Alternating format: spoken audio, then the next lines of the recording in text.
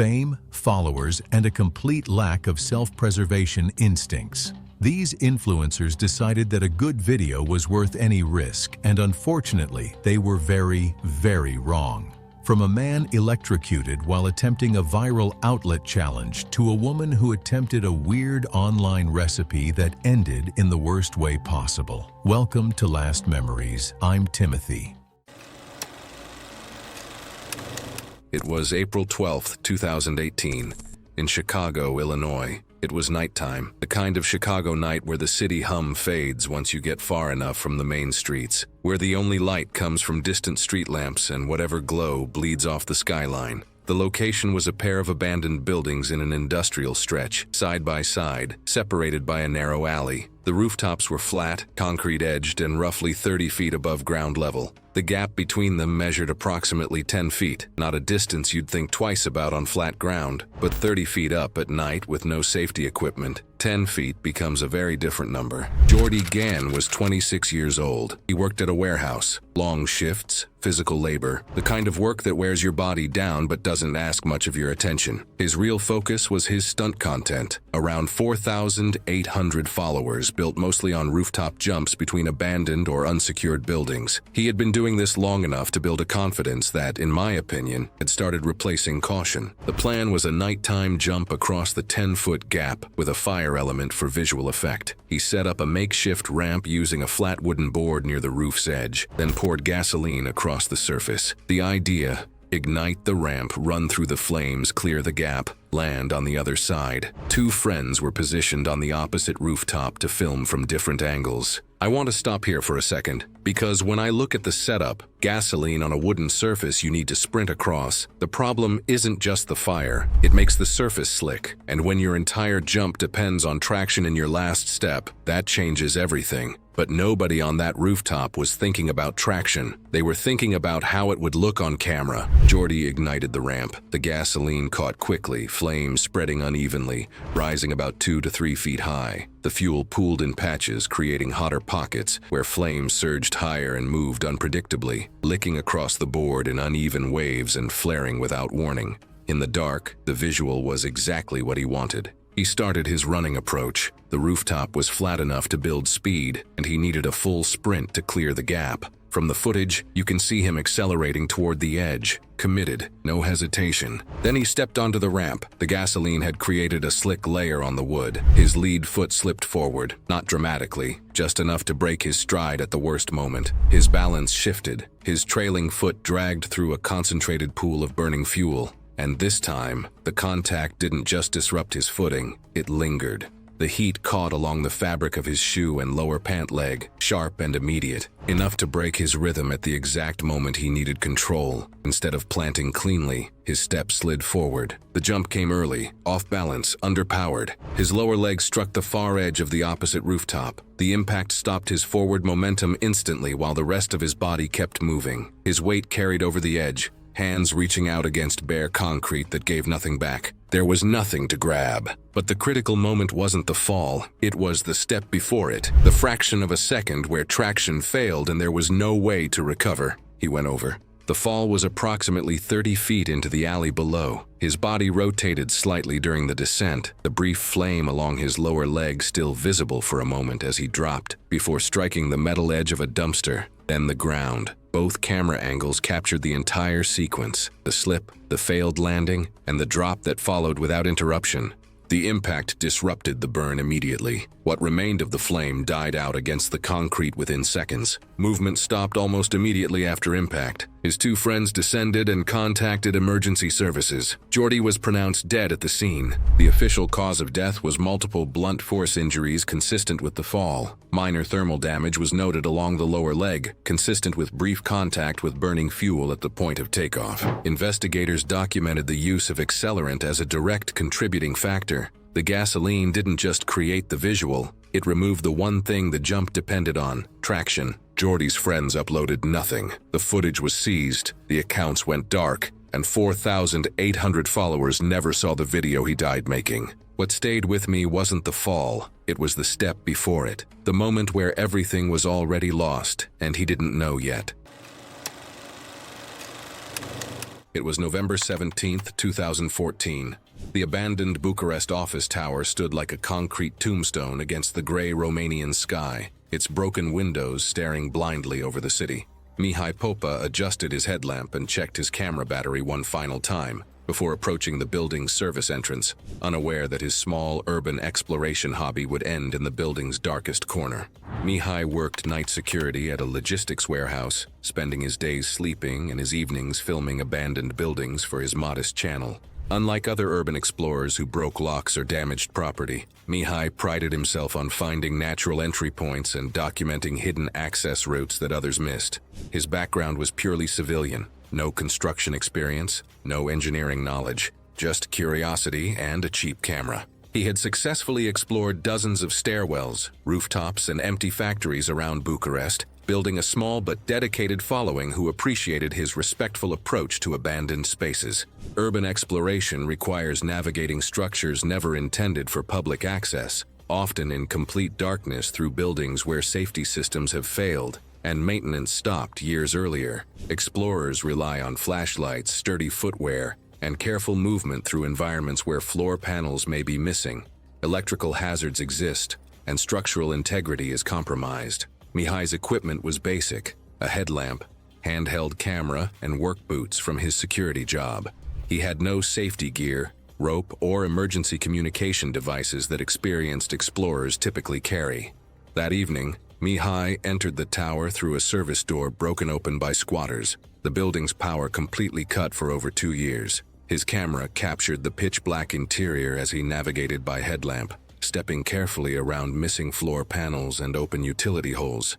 He had heard from fellow security guards about a staff-only shortcut that supposedly led directly to the roof, bypassing the main stairwells. The rumor had circulated among warehouse workers for months, though none had actually verified its existence. Mihai spent 40 minutes searching for this mythical shortcut, his camera recording his growing frustration as he encountered dead ends and blocked passages.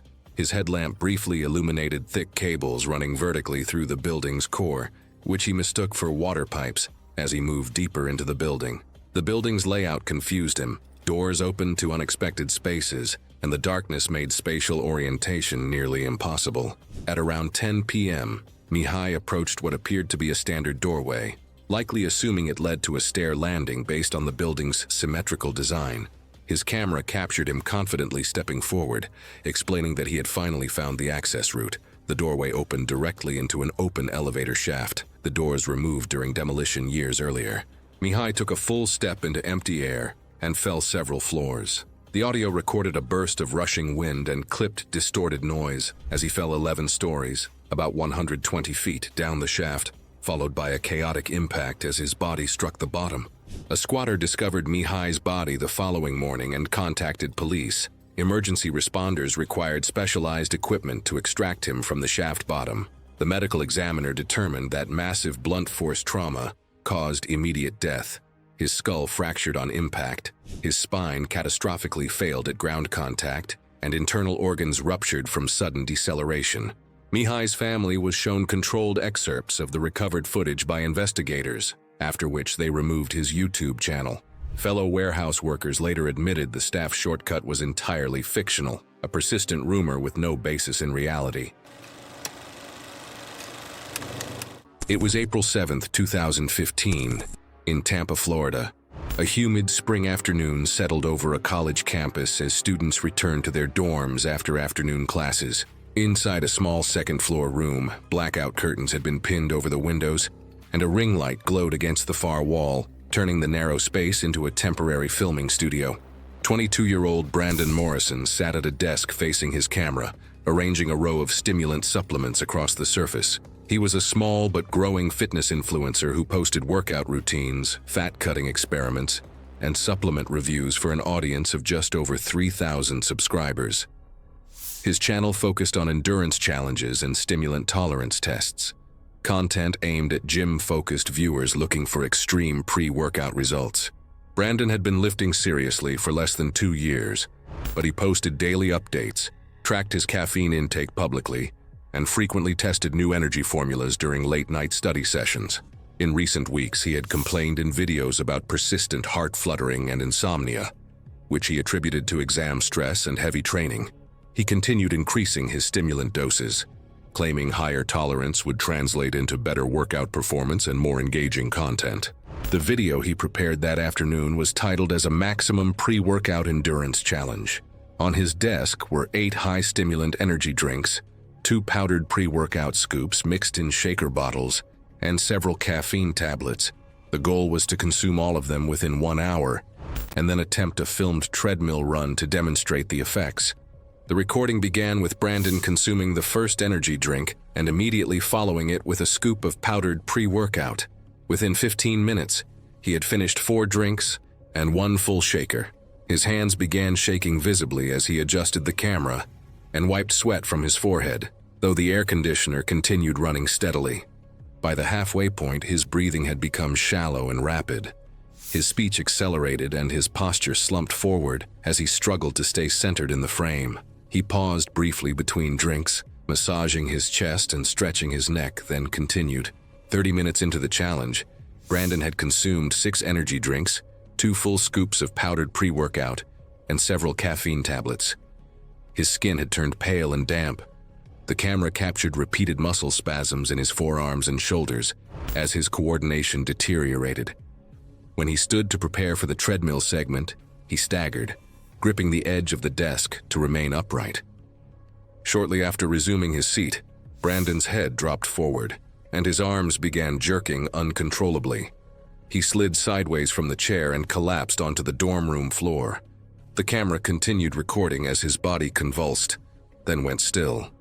His roommate, who had been in the communal study lounge down the hall, returned roughly 20 minutes later and found Brandon unresponsive.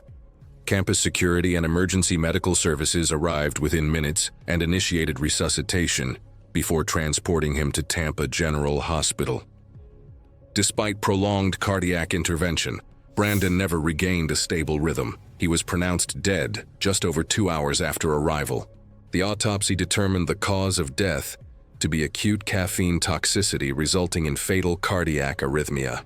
Toxicology analysis estimated he had consumed more than 1,300 milligrams of caffeine within 40 minutes, combined with additional stimulant compounds commonly found in pre-workout supplements. The medical examiner noted underlying cardiac sensitization consistent with prolonged stimulant exposure. The video was later recovered from his camera memory card and removed by platform moderators before public release. His channel was taken offline by his family within days. University officials issued a campus advisory warning about high-dose stimulant use, and the case was later cited by toxicologists in research on supplement-related cardiac deaths. It was January 2018 in Clearwater, Florida. The kitchen was ordinary. Afternoon light came through the window above the sink. The laundry detergent sat on the shelf where it always did. Alyssa Grant was 17. She had a modest following on her video account and posted regularly after school. She was the kind of person who liked being in on things, who paid attention to what was moving online, and felt the pull of participation before she could fully articulate why. Friends said Alyssa was the kind of person who paid close attention before she committed to anything. In early 2017, a challenge involving laundry detergent pods had begun spreading across social media platforms. Participants filmed themselves biting into the brightly colored packets and reacting to the contents. The pods contained a polyvinyl alcohol film filled with concentrated laundry detergent, chemicals designed to dissolve in water and break down grease and fabric deposits inside washing machines. Their bright colors and glossy finish had been engineered for brand recognition, not consumption.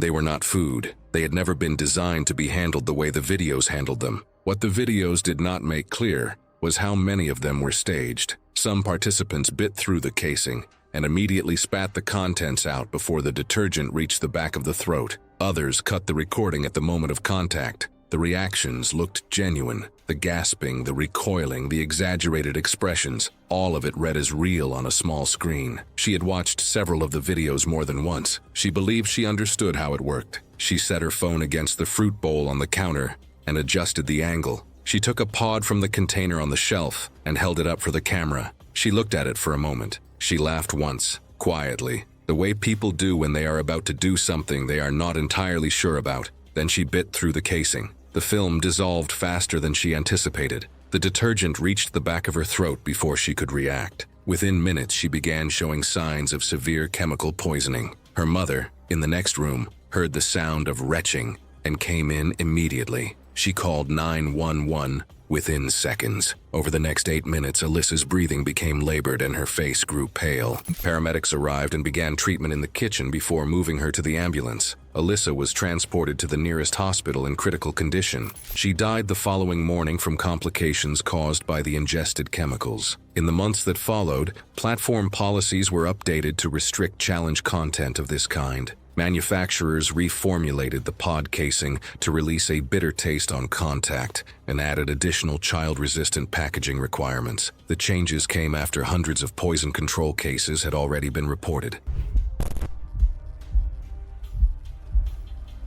It was March 9th, 2017 in Wichita, Kansas, the kind of late winter day where the sky stayed flat and gray from morning to afternoon, the air cold enough to keep most people inside. Nothing about the day stood out. No unusual weather, no reason for anyone to remember it, except for what happened inside a residential garage on the east side of the city. Jackson Gort was 21 years old. He worked nights at a grocery store, stocking shelves after closing, the kind of job that left you tired by morning and restless by afternoon. He wasn't the type to sit still. Friends described him as someone who always needed something going on, always chasing the next idea, the next reaction, the next thing that might get people talking. He had a small online presence, around 4,200 followers on a shock challenge page he ran out of the garage of the house he shared with 2 roommates. It wasn't fame, but it was enough to keep pushing. His roommate Tyler was 22, the one who usually held the camera. The two of them had been putting out videos for a while, dumb dares, gross out challenges, the kind of content that got a few hundred views if you were lucky, and lately, that's exactly what they were getting, a few hundred. Jackson had been frustrated about it. He felt like they needed to go further, do something that would actually make people stop scrolling. He kept saying they needed something extreme, something that could finally go viral, and that belief drove the next decision. Tyler suggested using a live feeder animal. They had both seen similar clips online, and the idea seemed simple enough. That same day, they went to a flea market and bought a small live feeder rat from a vendor selling reptile supplies. Jackson decided the video would look more authentic if the animal were alive rather than cooked. That detail mattered to him. He wanted it to feel real. They set up in the garage, a tripod on a workbench, a bright shop light aimed at a folding table, a camera pointed at the open space in front of it. The setup was basic, but functional. Jackson told the camera what he was about to do. Swallow the rat whole, no cuts, no stopping the recording. Tyler hit record and stepped back. Jackson held the rat by its tail over the table. The animal reacted immediately, twisting and biting his thumb hard enough to make him pull back. He grabbed it again. He pushed the rat's head toward his mouth, still talking to the camera as it twisted in his grip. The rat clawed at his lips as he forced it further in. To me, that moment, when the rat first bit him and he grabbed it again anyway, is the part that's hardest to sit with, because that was the last real chance he had to just stop. The moment it stopped looking like a stunt and started looking dangerous happened fast. He tilted his head back and tried to force the rat into his mouth. As he pushed it past his gag reflex, the animal thrashed violently, and within seconds it became lodged in his throat, blocking his airway before he could react. He started choking immediately, bending forward and grabbing at his neck as panic set in. He tried to reach into his mouth to pull it out, but couldn't get a grip, gagging and struggling for air as the obstruction slipped deeper with each attempt. Tyler put the camera down and tried to help, reaching in as far as he could, but he couldn't reach far enough to get a hold of it. Jackson dropped to his knees on the concrete floor. Within a few minutes, his movements slowed, then stopped completely. Tyler called emergency services. Paramedics arrived and worked to remove the rat from Jackson's airway. Despite their efforts, he was pronounced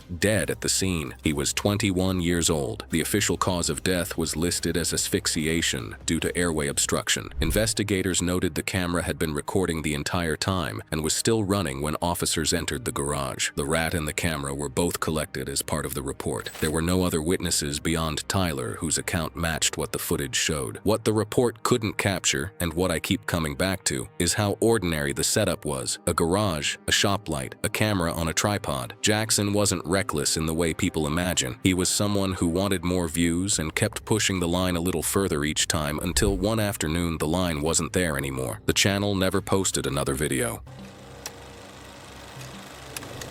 It was July 18th, 2018. The Dolomites, northern Italy. Late afternoon light turning limestone ridges gold. The summit was narrow, exposed on both sides. The rock face dropped away sharply on the far side of the ridge, and there was nothing between the edge and the open air beyond it. Jake Oren was 27. He worked as a travel influencer based out of London and had been building his platform for 2 years with modest results. He had around 4,000 followers, enough to keep him motivated, but not enough to justify the time and money the trips required. He tracked his numbers daily. He knew exactly how many followers each post had brought in, how long the engagement had lasted, and where his growth had stalled. He had been stalled for a while, and he was aware of it in a way that had started to affect how he planned his trips. A rival creator he followed closely had recently posted a summit photograph from a different range and picked up 7,000 followers from a single image. Jake had studied the shot carefully, more than once. The framing was extreme, positioned close to the edge with the sky filling the entire background and the ground invisible below the frame. The effect made it look like the subject was suspended between the mountain and nothing. The comments were full of people asking where it was taken and how he had set it up. Jake had noted the composition, noted the numbers, and decided that his next summit post needed to do the same thing but better. He started planning the Dolomites trip within a week of seeing the rivals' numbers. He had no mountaineering experience. He had done day hikes, mostly flat, and owned boots he had bought the previous month after watching a gear review on YouTube. He had also watched 2 videos about the Dolomites specifically, which he felt was sufficient research. He booked the trip alone. I have to be honest, I've covered influencer cases before, and I've tried hard to understand the logic. But booking a solo technical ridge climb with no experience because someone else's photo did numbers is the kind of decision that is difficult to defend. He chose the ridge specifically for the visual. He had researched it before the climb and knew it offered the unobstructed drop the shot required. He arrived at the summit in the late afternoon with a small tripod, set the camera to video mode so he could review his positioning across multiple takes, and began working through the framing. The setup took longer than expected. The composition required him to stand further back than his initial position, far enough that the edge dropped out of the bottom of the frame and the sky took over completely. He moved forward to check the screen, stepped back to adjust, moved again to refine. He went through this cycle several times, each adjustment small, each one pushing him further back toward where the shot worked. At some point, he considered stopping. The setup was difficult, the light was shifting, and he had been on the ridge longer than planned. The climb had taken more out of him than expected, and his legs were carrying that fatigue through every repositioning. The limestone near the edge was polished smooth in places, and his boots had been losing and finding purchase in small increments throughout the session. Then he thought about the rivals' numbers. He thought about 3,000 more followers. He thought about the caption he had already written in his head on the train to the trailhead. He decided he was not leaving without the shot. He stepped back once more to check the frame, then again to confirm the alignment. Then a third time to fine-tune. His attention was fixed entirely on the camera in front of him. He had not looked behind him in some time. His rear foot came down on a slight backward slope near the edge, loose limestone shifting under the heel. His legs were tired, and his weight was already distributed toward the back of his stance from the repeated rearward adjustments. He had no base to push from and nothing to grab. His weight transferred before he could correct it, and he went off the ridge backwards, falling away from the face and dropping into the open air below the summit. The camera continued recording from the tripod. Jake Oren was reported missing when communication stopped, and he failed to return at the expected time. A search was initiated the following day. He was found at a significant distance from the base of the ridge. The camera was recovered from the summit. The footage was reviewed as part of the investigation. The cause of death was recorded as fatal traumatic injuries consistent with a fall from height. The rival's post, it later emerged, was a composite. The edge, the sky, the suspended feeling, all of it had been assembled in editing software from 3 separate images taken at ground level. One digitally constructed image had gained 7,000 followers. Jake had booked flights, rented gear he did not know how to use, climbed a mountain alone with no experience, and stepped backwards off a ridge trying to replicate it. It was November 11, 2018, and Austin, Texas was sitting in that comfortable mid-fall pocket. Low 60s, overcast, the kind of evening where most people were inside with the windows cracked. The city was winding down for the night, and in a second-floor apartment off one of the quieter residential streets, the kitchen light was on and a camera was already running. Henrik Trans was 31. During the day, he did freelance work, odd jobs, nothing consistent. But online, he'd built a small following around food challenges, specifically spice challenges. He'd been doing them for a while, starting with standard hot peppers and working his way up through extracts and sauces most people would never touch. His audience liked watching him suffer through it, and he leaned into that. It was his thing. Escalation pushed him further. By late 2018, Henrik had moved past peppers and obtained a highly concentrated capsaicin extract not meant to be consumed directly. The challenge that night was simple: 1 undiluted drop onto the tongue. He set up in his apartment kitchen. Basic camera on a counter. A live audience feed is running. He had milk and water nearby, his version of a safety net. No one else was in the apartment. I spent a long time sitting with this detail because it changes everything about what happened next. Just Henrik, a camera, and a glass applicator. His prior experience gave him confidence. He'd handled extracts before. He'd coughed, sweated through it, and recovered. But what the footage shows is that this was different from the first second. The drop hit his tongue, and the reaction was immediate: violent coughing, deep, uncontrolled gagging. His body rejected it instantly. Saliva flooded his mouth and he tried to swallow and cough at the same time, 2 reflexes fighting each other. His airway was caught between clearing itself and being overwhelmed. He reached for the milk. His hand knocked it sideways. It spilled across the counter. The coughing didn't stop. It came in continuous fits without a full breath in between. Every attempt to inhale triggered another cough before his lungs could fill. At one point, he managed a partial breath, and that's when it shifted. The coughing turned wetter. He gagged hard, and a small amount of liquid came up. Instead of clearing it, he inhaled mid-spasm. That's where it likely crossed into something more dangerous. Material entering the airway instead of being expelled. He bent forward over the counter, still coughing, still unable to get a controlled breath. I've covered a lot of stories on this channel, and this one is hard because you can hear it.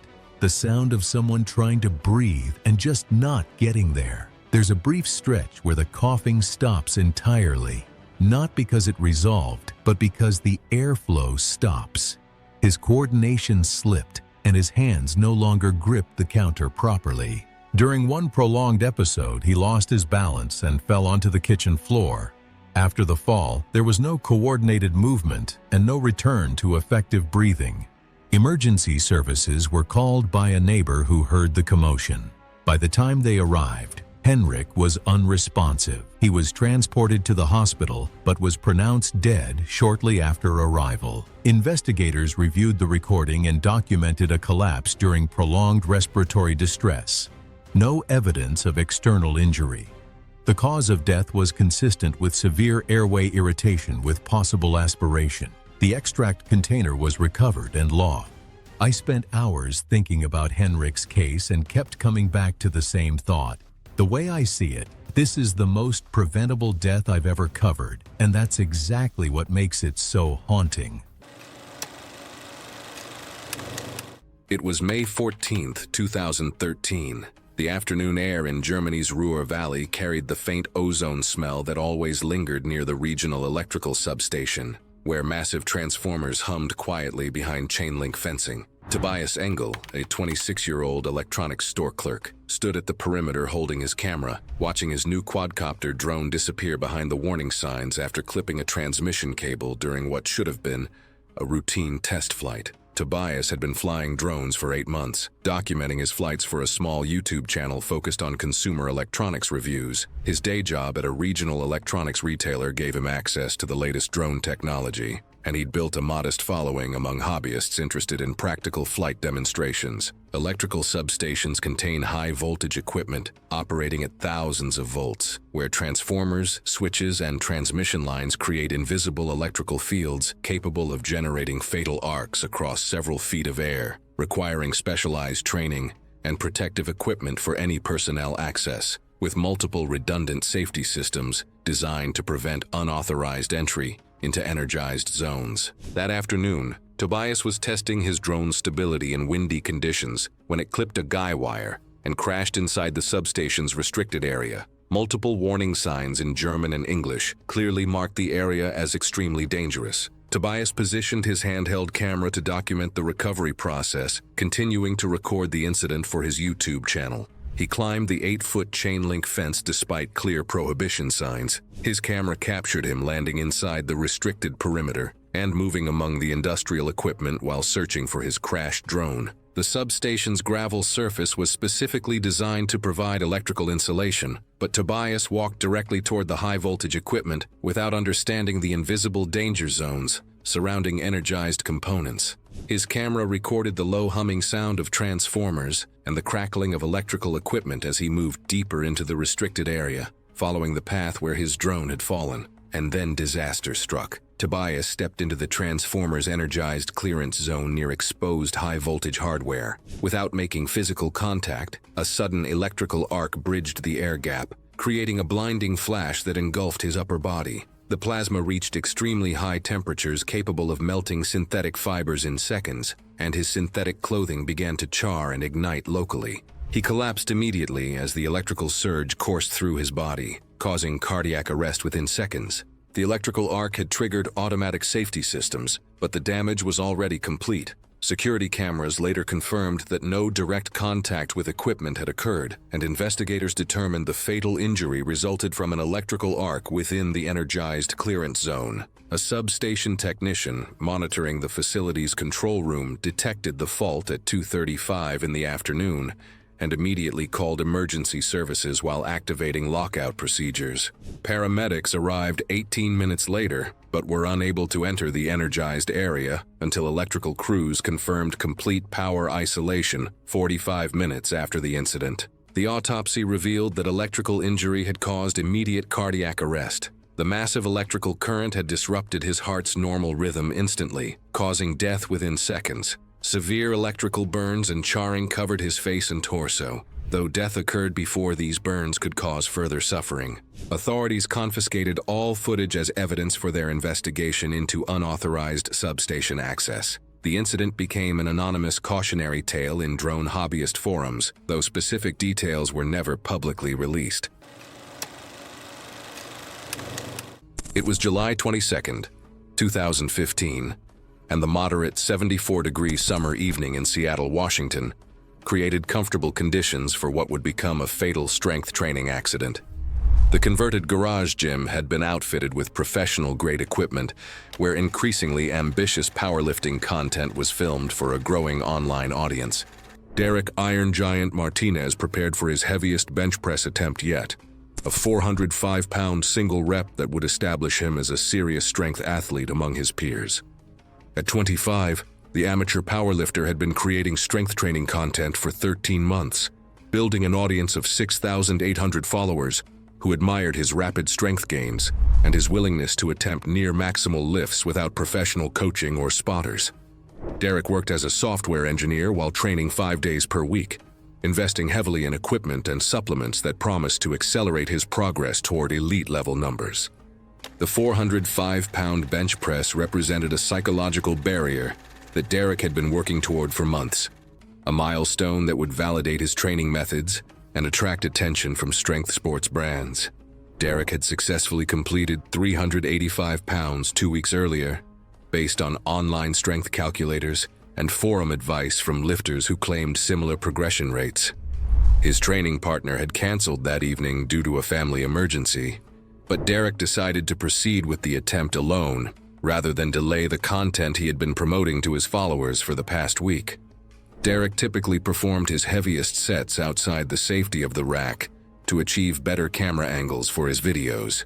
His phone was mounted on a tripod positioned to capture the full lift from a side angle, a setup he had used successfully for dozens of previous personal records. Derek had been experiencing occasional shoulder pain during recent training sessions, discomfort he attributed to normal training stress, rather than recognizing it as a warning sign of developing injury. The lift attempt began with Derek unracking the loaded barbell and lowering it toward his chest in a controlled descent. The weight settled onto his sternum for the required pause before he initiated the press. Roughly 3 inches into the ascending portion of the lift, Derek's left shoulder gave out completely. The barbell tilted violently to one side as his arm collapsed, slamming onto his upper chest before rolling upward as his grip slipped, pinning against his throat. Derek struggled beneath the barbell for several seconds, unable to generate enough force to lift the weight off his airway or roll it down his torso. His legs kicked frantically against the concrete floor as he fought to breathe, but the pressure on his trachea restricted his breathing until he could no longer pull in air. The camera continued recording as his movements gradually weakened and then stopped entirely. Derek's body was discovered the following morning by his roommate, who had assumed Derek was sleeping late after a heavy training session. The barbell remained across his neck, and the camera's battery had died hours earlier. The medical examiner determined that Derek had died from asphyxiation caused by crush injury to the trachea, with contributing factors including acute shoulder injury and the absence of safety equipment or spotters. Derek's final Instagram story, posted 2 hours before the failed lift, showed him preparing pre-workout and promising his followers the biggest lift of his career. It was March 2020 in Millbrook, Alabama. The hallway of a mid-sized public school was long and fluorescent lit, lined with lockers. Adrian Cole was 18. He had a small but active social media following, mostly students from his school, but he cared about it. He posted regularly. He tracked his numbers. He understood that attention was a currency, and that he was still working out how to earn it. A short jumping prank had been circulating on social media for several weeks. It was simple. 3 people stand side by side. The person in the middle jumps, and the 2 on the outside kick his legs out simultaneously. The videos spread quickly. They were brief, repeatable, and visually immediate. In most of the clips, the fall lasted only a second or 2 before the person on the ground stood up laughing. The format required almost no setup and could be filmed anywhere. That simplicity made the trend easy to copy. Each new video encouraged another. His followers noticed the trend before he posted anything. Comments arrived asking when he was going to try it. A few tagged him in other videos. Some of them had already filmed their own versions with friends after school. Adrian paid attention to those comments the same way he tracked his view counts, looking for signs of what people wanted to see next. A student in his grade had already filmed a version in the school parking lot, but the footage was shaky, poorly framed, and the fall barely stayed in view. Adrian watched it several times. The fall happened partly outside the frame, and the camera moved as soon as the person hit the ground. It looked careless. He told a friend he could do it better. He believed this genuinely. He recruited 2 students from his class and explained the mechanics carefully. Timing mattered. If the kicks were uneven, the fall would look awkward instead of clean. They ran through the motion once without jumping, so everyone understood when to move. Adrian wanted it to look controlled. He chose the hallway near the lockers during the mid-morning break because the light was better there and the background was clean. Students moved past in small groups, opening lockers and talking over each other while they waited for the next bell. The noise of the hallway carried easily across the tile floor. He handed his phone to a 3rd student and gave brief instructions on framing. He wanted the full fall in frame. Adrian positioned himself between the 2 students, faced the camera, and nodded to indicate he was ready. When he jumped, both students kicked his legs out simultaneously. His body dropped backward onto the tile floor. He had no time to extend his arms before the back of his head made contact. The sound of the impact carried sharply across the hallway. He did not get up. A few nearby students had been watching, and the hallway fell quiet when he did not respond. Paramedics arrived 12 minutes after a teacher called 911. Adrian was conscious but unable to track movement or respond to questions. He was transported by ambulance to the nearest hospital, where imaging confirmed a severe traumatic brain injury. His condition deteriorated through the night as intracranial pressure increased. 2 days later, Adrian Cole died from complications related to the injury. The student holding the phone deleted the footage before the end of the school day. It was June 18, 2016, at a public picnic area near a lake outside Tampa, Florida. Mid-June in that part of the state means humidity that settles on your skin the moment you step outside, the kind of afternoon where the air feels heavy and the grass stays damp even without rain. The picnic area was a flat, open stretch of lawn bordered by trees on one side and the lake on the other. Quiet that day, a few people nearby with enough open space to set up a camera without anything getting in the way. Kylie Vane was 23 years old. She worked part-time at a clothing store, the kind of retail job that keeps you on your feet and leaves your evenings free. She was outgoing and comfortable in front of a camera. Friends described her as someone who lit up when people were watching, someone who leaned into attention rather than away from it. She had been posting short challenge videos online and had built a following of around 3,800 people. The numbers had been soft lately, and Kylie wanted to do something bigger, something that could actually take off. Her friend Dylan was 24 and worked at a small local pet shop. He wasn't a trained handler, but he had just enough exposure to exotic animals to feel comfortable around them. When Kylie said she wanted something more dangerous, Dylan mentioned a boa constrictor left at the shop temporarily by a customer. The snake was around 9 feet long and hadn't been handled much. Dylan told her it could tighten if it got stressed. Kylie understood that and decided to go ahead anyway. The plan was simple: wear the snake around her neck, address the camera, keep it short. They chose the picnic area for the outdoor background. A tripod was set up on the grass in front of her, and a small group of bystanders were close enough to see what was happening. I want to pause here because Dylan did warn her before they started, and she still went ahead. I'm not saying that to judge her. I think most people convince themselves the warning is just a precaution, that it won't actually happen to them. But that warning is what makes this case so difficult to sit with. Dylan placed the snake over Kylie's shoulders. The animal began moving almost immediately, looping its body around her neck and upper chest. Kylie tried to keep talking to the camera while the coils settled. Then the snake wrapped another loop around her ribs and began pulling tighter. Boa constrictors don't attack. They respond to pressure and movement by constricting further. It's a reflex, not aggression. The more Kylie shifted and tried to lift the coils, the more the animal tightened. Dylan tried to unwind the snake from the outside, but the animal pulled closer. Kylie fell backward onto the grass. The coils pressed against her chest and neck simultaneously. Witnesses heard shouting and moved toward her. Dylan kept working at the snake, and they tried to unwind it but couldn't loosen the coils. Kylie stopped moving while the snake continued tightening around her torso. The pressure around her ribs made it harder for her to breathe, and over the next few minutes her movement slowed, then stopped completely. I think what haunts me most about this particular moment is that everyone around her was trying, hands grabbing at the coils, people shouting, and none of it was enough, which is a kind of helplessness I hope I never have to experience. The coils finally loosened only after several people pulled the snake free together. By that point, Kylie was not responding. CPR was started while emergency services were called. Paramedics arrived and continued resuscitation efforts on the grass before transporting her to the hospital. Kylie Vane was later pronounced dead. She was 23 years old. The official cause of death was listed as respiratory compromise due to chest compression, consistent with constriction by a large snake. Investigators reviewed the footage from the camera, which had been recording throughout. The snake was removed by animal control officers. The investigation concluded the animal's behavior was consistent with a stress response. The unfamiliar environment and movement were factors that would cause a boa constrictor to tighten instinctively. Authorities noted Dylan had no formal handling credentials and the snake had not been conditioned for that kind of contact. What stands out in Kylie's case is the warning. It wasn't hidden. It was clear and acknowledged, so why go ahead anyway?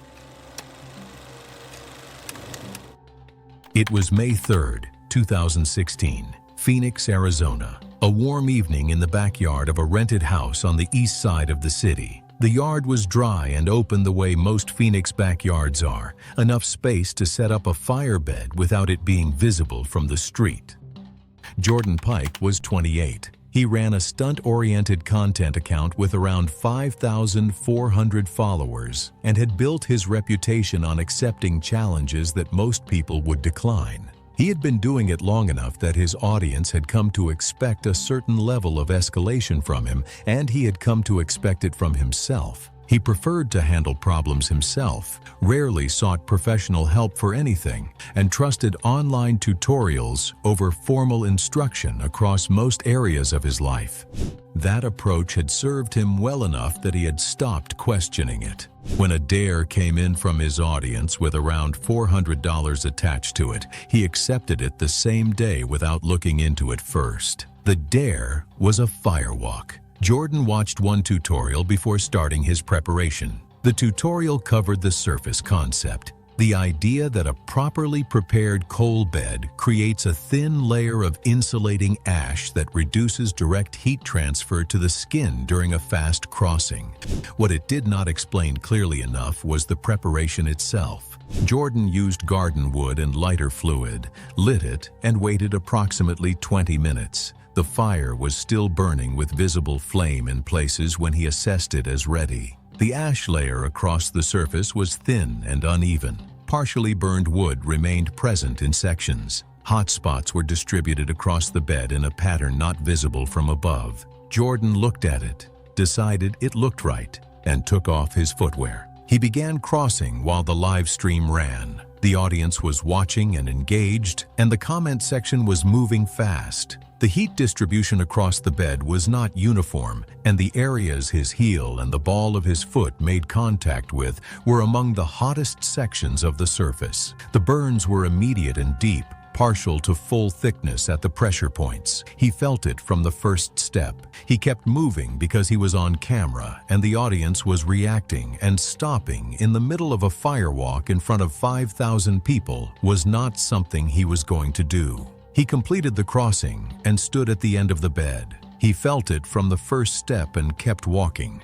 I've thought about that a lot. He knew something was wrong, and he finished anyway because 5,000 people were watching. He acknowledged on the live stream that it had hurt more than expected. He reframed it as part of the experience, told his audience he was fine, and declined when someone in the comments told him to go to urgent care. He wrapped his feet using materials he had at home, following guidance from another tutorial he found online. The dressings were not sterile. He continued to handle the wounds directly over the following days, rewrapping them himself, cleaning them with methods that were not appropriate for burns of that depth. He kept walking on the injured feet. He posted updates to his audience about his recovery, framing the slow progress as part of the story. The wounds did not close. The healing that should have begun in the first week did not come. Within 2 weeks, the wounds were still open, and the surrounding tissue was showing clear signs of infection.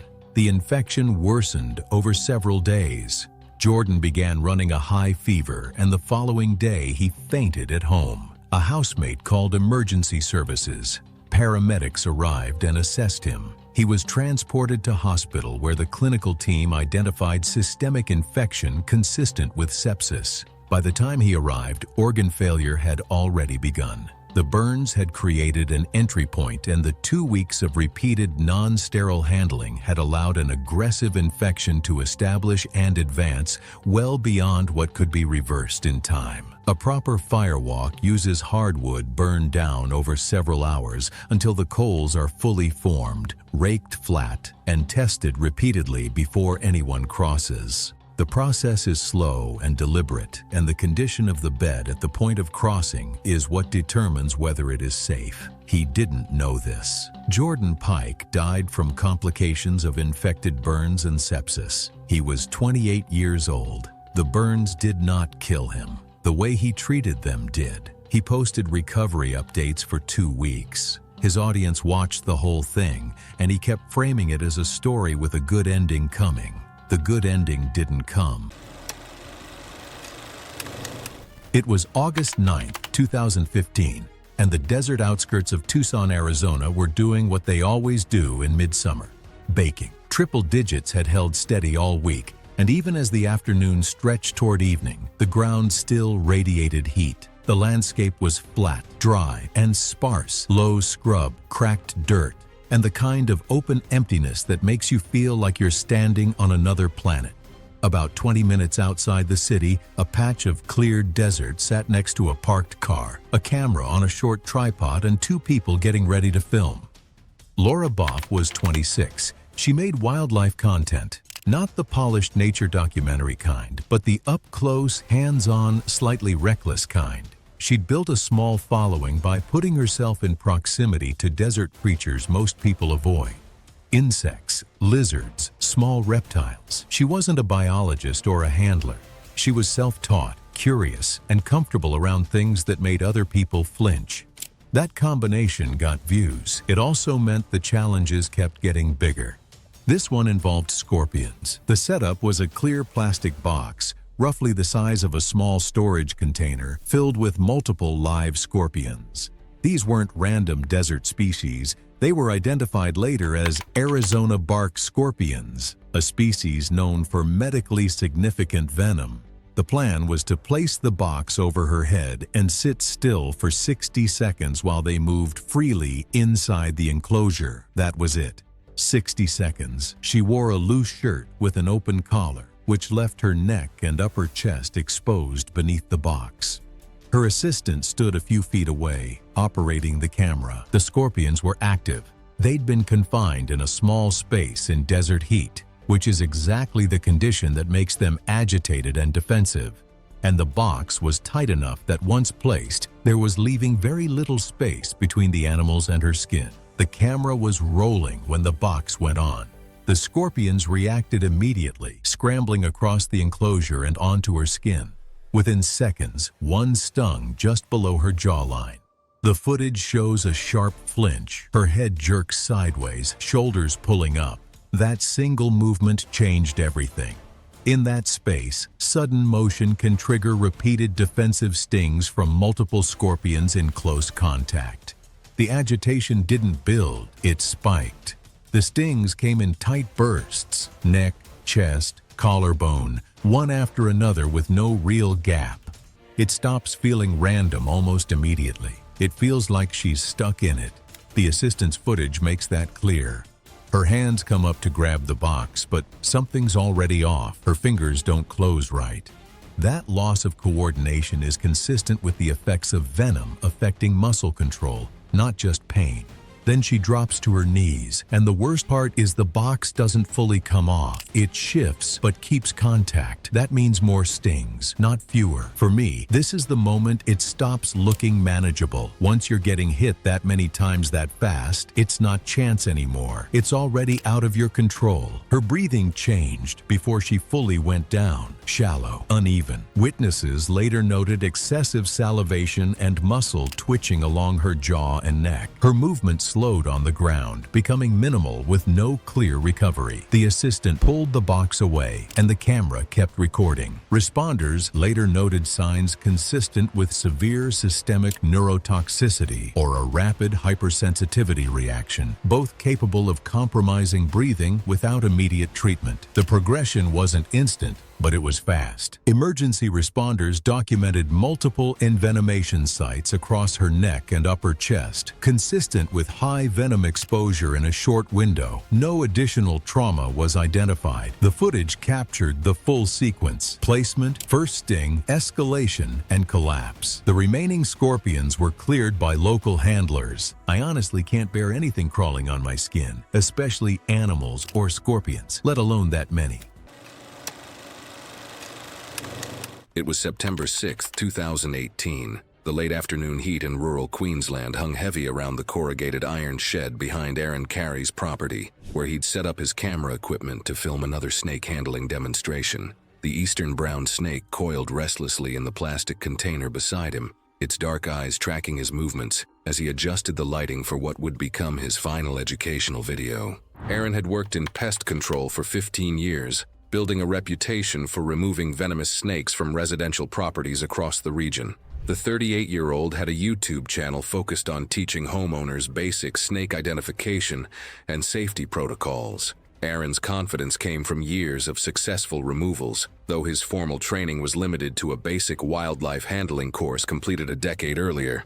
Snake handling requires specialized equipment, including bite-proof gloves, face shields, and proper restraint tools. where handlers must control animals capable of delivering potentially fatal venom through fangs that can penetrate most protective materials, requiring constant awareness of strike zones and defensive behaviors that can change instantly based on stress levels and environmental factors. Aaron's approach emphasized appearing calm and authoritative to reassure viewers, often minimizing visible safety precautions to avoid seeming overly cautious. His experience with smaller, less aggressive species had likely created overconfidence when dealing with Australia's most dangerous snakes. That afternoon, Aaron planned to demonstrate proper grip techniques using an adult eastern brown snake, one of the world's most venomous species. Aaron positioned the camera to capture his handling technique, focusing on demonstrating safety protocols. The eastern brown snake, measuring nearly 6 feet long, showed clear signs of stress in the confined space. Aaron wore only basic work gloves and safety glasses, without additional facial protection. His family could be heard in the background, preparing dinner just 30 meters away in the main house. The snake remained relatively calm as Aaron lifted it from the container, demonstrating what he considered proper support techniques. As he adjusted his grip to better display the animal for the camera, the movement triggered the snake's defensive response. This movement triggered the snake's defensive response, and Aaron failed to recognize the subtle body language indicating an imminent strike. The eastern brown snake struck upward with lightning speed, its fangs penetrating Aaron's left cheek just below his safety glasses. Aaron immediately dropped the snake and stumbled backward after the strike. There was little immediate swelling at the bite site, but thin streams of blood trickled down his face from the puncture marks. His wife came to check on him when she heard him scream. She called emergency services immediately. Within minutes, observers noted rapid physical deterioration, including loss of coordination and increasing distress. Within the first 10 minutes, his condition worsened as venom-induced clotting abnormalities began to develop. Paramedics arrived 20 minutes later, but Aaron was barely breathing and unresponsive. Critical envenomation effects, including severe clotting disruption and cardiovascular instability, had progressed too far for immediate field treatment to reverse. His arrival at the hospital showed him unresponsive, and anti-venom administration was unable to prevent death. He succumbed approximately 2 hours after the bite. The autopsy revealed widespread effects on his blood's clotting mechanisms and heart function. Although respiratory function was initially present, profound cardiovascular collapse occurred before anti-venom could be administered, leading to cardiac arrest. Aaron's partner removed all his videos from social media platforms within days of the incident. It was August 15, 2018, in Miami, Florida, when late afternoon heat pressed through the windows of a small studio apartment. Inside, blackout curtains blocked most of the sunlight as a phone tripod stood near the living room wall, positioned for another progress update in a month-long weight loss challenge. 23-year-old Cristina Rodriguez had reached day 14 of her 500-calorie per day diet. For 6 months, she had been documenting her transformation online, building an audience of just over 4,000 followers drawn to her aggressive approach and her promise that extreme discipline produced the fastest results. After years of struggling with her weight, Cristina viewed the challenge as her opportunity to prove she had finally gained control. The 30-day protocol was designed to produce dramatic before and after photos that could attract fitness brands and coaching clients. Cristina posted daily calorie calculations and claimed the severe restriction forced the body to burn fat more efficiently, showing a basic misunderstanding of starvation physiology. Her parents had attempted repeated video calls during the second week, growing alarmed by her appearance in recent posts, but Cristina answered only briefly and dismissed their concerns. By the middle of the second week, her health had begun deteriorating.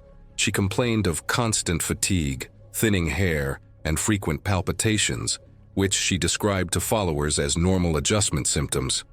To accelerate visible weight loss, she had added over-the-counter diuretics and detox teas recommended by other creators, flushing large volumes of fluid from her body each day while continuing light cardio workouts in the heat. Her daily intake consisted almost entirely of protein shakes, raw vegetables, and electrolyte-free water. Several comments on her recent posts noted her sunken eyes and sharply defined cheekbones. Cristina acknowledged the concern, but insisted she was close to a breakthrough. On the afternoon of day 14, She attempted her usual cardio routine. Within minutes, dizziness forced her to stop. She lowered herself onto the living room floor, her hands trembling as her heartbeat became irregular and slow, then suddenly rapid again. Severe dehydration and prolonged diuretic use had driven her potassium and magnesium levels dangerously low, destabilizing the electrical signals controlling her heart. As the heat built inside the apartment, her heart slipped into a lethal arrhythmia. Her body stiffened briefly, then fell still as ventricular fibrillation replaced a coordinated heartbeat. The phone tripod remained standing beside her, its camera still facing the wall. That evening, Christina failed to join a scheduled live check-in she had announced earlier in the day. When repeated messages went unanswered, her parents contacted local police and requested a welfare check, explaining that their daughter had been running an extreme starvation challenge and had recently shown signs of medical distress. Officers entered the apartment shortly after midnight and found Christina unresponsive on the living room floor, still wearing her workout clothes. Paramedics confirmed she had been dead for several hours. The medical examiner later determined the cause of death to be fatal cardiac arrhythmia due to severe electrolyte imbalance and dehydration from prolonged caloric restriction and diuretic use. Autopsy testing revealed critically low potassium and magnesium levels, along with signs of acute kidney strain from dehydration. Her final social media post, uploaded 3 hours before her collapse, showed a smiling progress photo labeled as a halfway update, displaying a gaunt figure far thinner than in her first challenge post. Her accounts were removed by her family within days. Screenshots of the post circulated briefly among transformation forums before disappearing, and warnings about extreme calorie challenges and detox regimens quietly replaced the hashtags that had fueled her rise.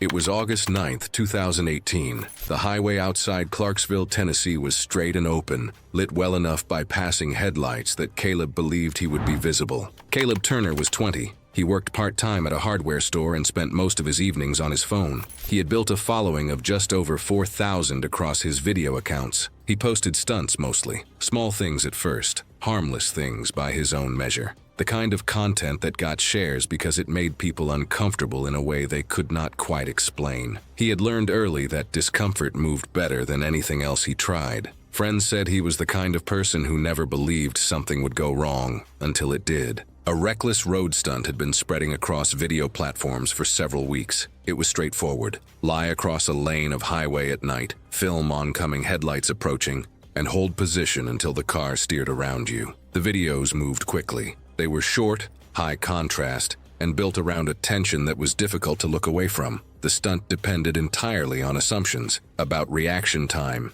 visibility, and whether drivers would notice in time. Caleb had attempted a version 3 weeks earlier on a quieter road closer to town. He had lain across the lane, held position, and watched a car veer around him at the last moment. He posted the clip the same night. It reached tens of thousands of views within 48 hours and was the best performing content he had ever made. The comments were split. Some called it staged. Others said the lighting looked edited, that the car had been too far away to be convincing. Several viewers told him to go live next time, that a live stream would prove it was real and make the content impossible to dismiss. He read those comments carefully. He agreed with them. Late that night, he and a friend drove out to the stretch of highway several viewers had suggested by name in the comments. They had described it as straighter and faster than the road he had used before. Both of those things were true. He set his phone near the roadside to capture the angle and opened a live stream. A small number of viewers joined within the first few minutes. He waited on the shoulder, watching the road. Headlights appeared occasionally in the distance, moving through and past without incident. Each time he watched them come and go. Then he walked out and lay down across the lane. His friend stayed on the shoulder. The road was quiet. Caleb lay still, watching the dark ahead of him. A car passed in the far lane without slowing. Then another set of headlights appeared far down the road. They were moving faster than the others, and they did not slow. The lights grew larger. Caleb did not move. Caleb was struck at speed and the car continued down the highway without stopping. His friend, who had been watching from the shoulder, ran to him immediately. The live stream continued recording from the roadside for several minutes after impact. Investigators later determined that the driver's blood alcohol level was nearly twice the legal limit. Paramedics arrived 14 minutes after his friend called 911, but Caleb Turner was pronounced dead at the scene. The driver was apprehended 6 miles down the road and later charged with vehicular homicide and leaving the scene of a fatal accident. The platform removed the live stream the following morning, though investigators had already secured the footage as part of their inquiry. Several hundred viewers had been watching when the crash occurred. It was July 14, 2017, along the shoreline of Gulf Shores, Alabama. Midsummer on the Gulf Coast is exactly what you'd expect. The water warm and flat, the sand white enough to hurt your eyes without sunglasses, and the kind of heat that makes the air shimmer above the parking lot before you even reach the beach. By midday, the shore was dotted with umbrellas and coolers, families spread out across the sand, the usual summer scene. But that morning, lifeguards had posted warning flags along the beach. The reason was visible from the waterline.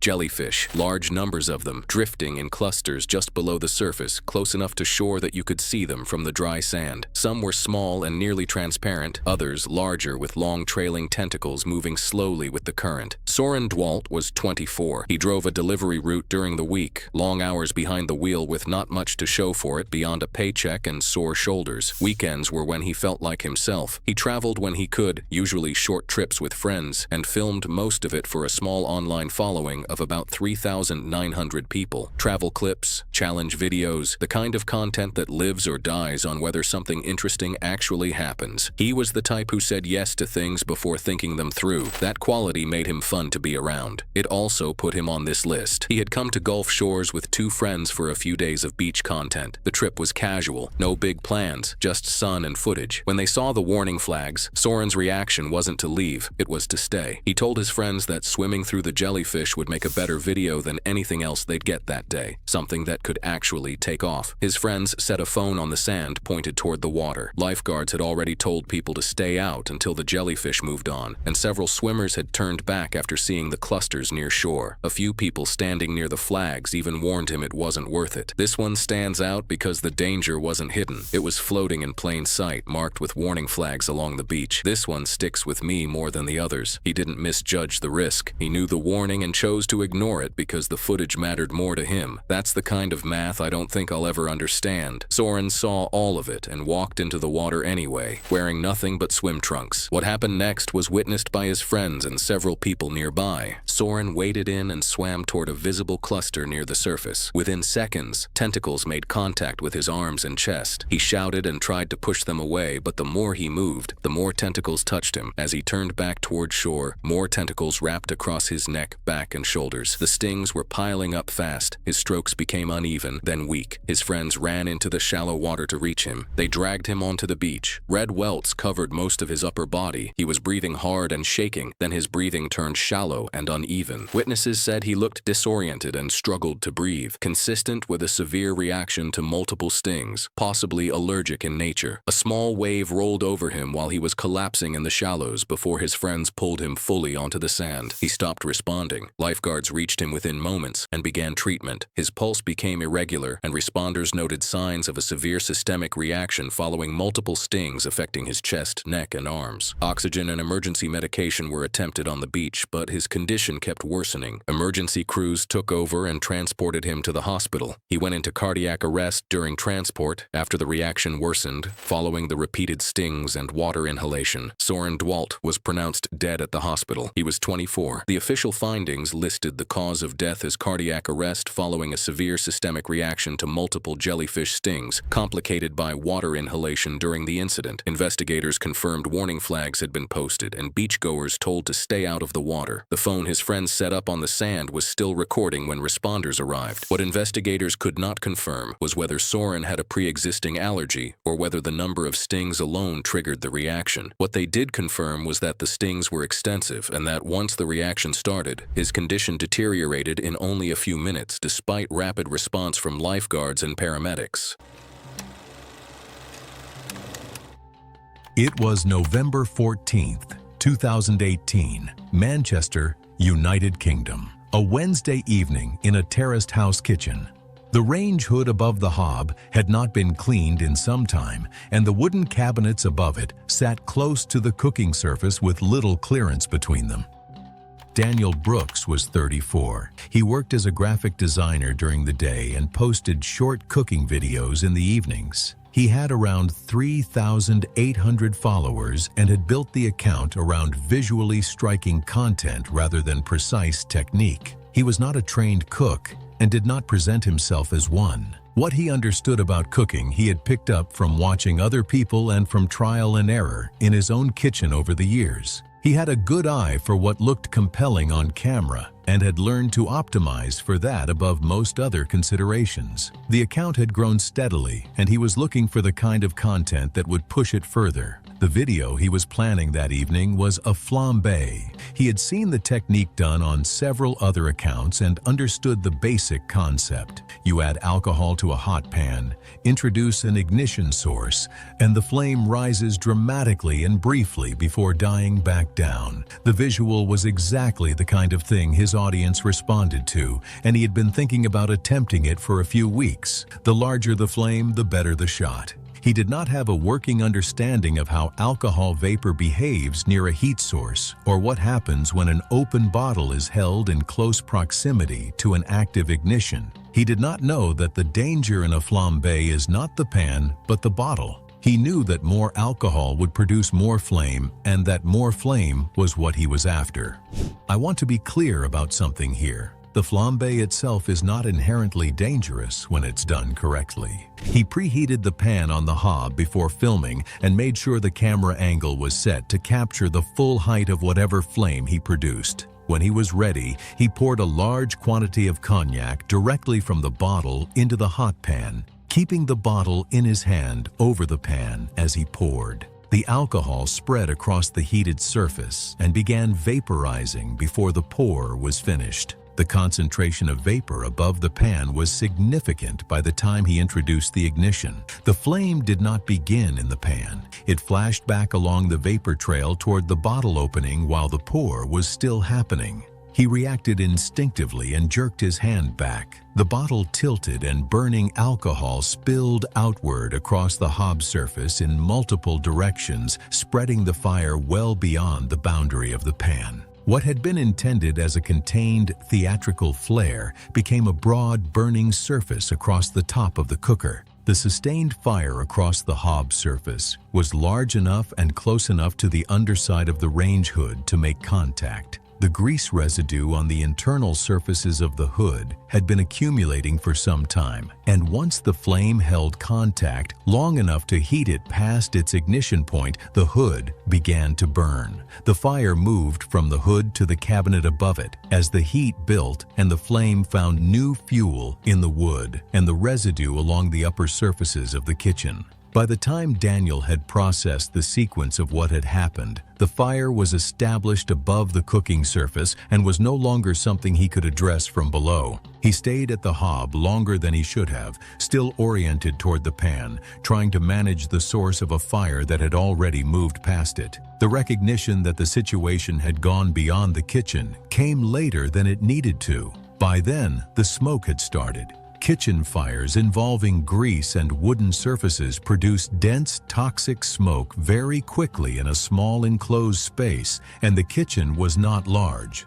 The door behind him was reachable, but his exit window had narrowed during the time he spent at the hob. The smoke reduced visibility and disoriented him before he reached the door. He went down in the kitchen. Daniel Brooks died from smoke inhalation following the kitchen fire. He was 34 years old. The fire was contained before spreading further through the property. The camera recovered from the worktop had captured the full sequence from the pour to the flashback to the spread. Post-incident findings confirmed the cause as an uncontrolled alcohol ignition event resulting from an excessive pour with an open bottle held over a preheated surface, with flame flashback and spillage identified as the mechanism that caused the fire to spread beyond the cooking area. It looked like a bigger version of what he wanted. It wasn't.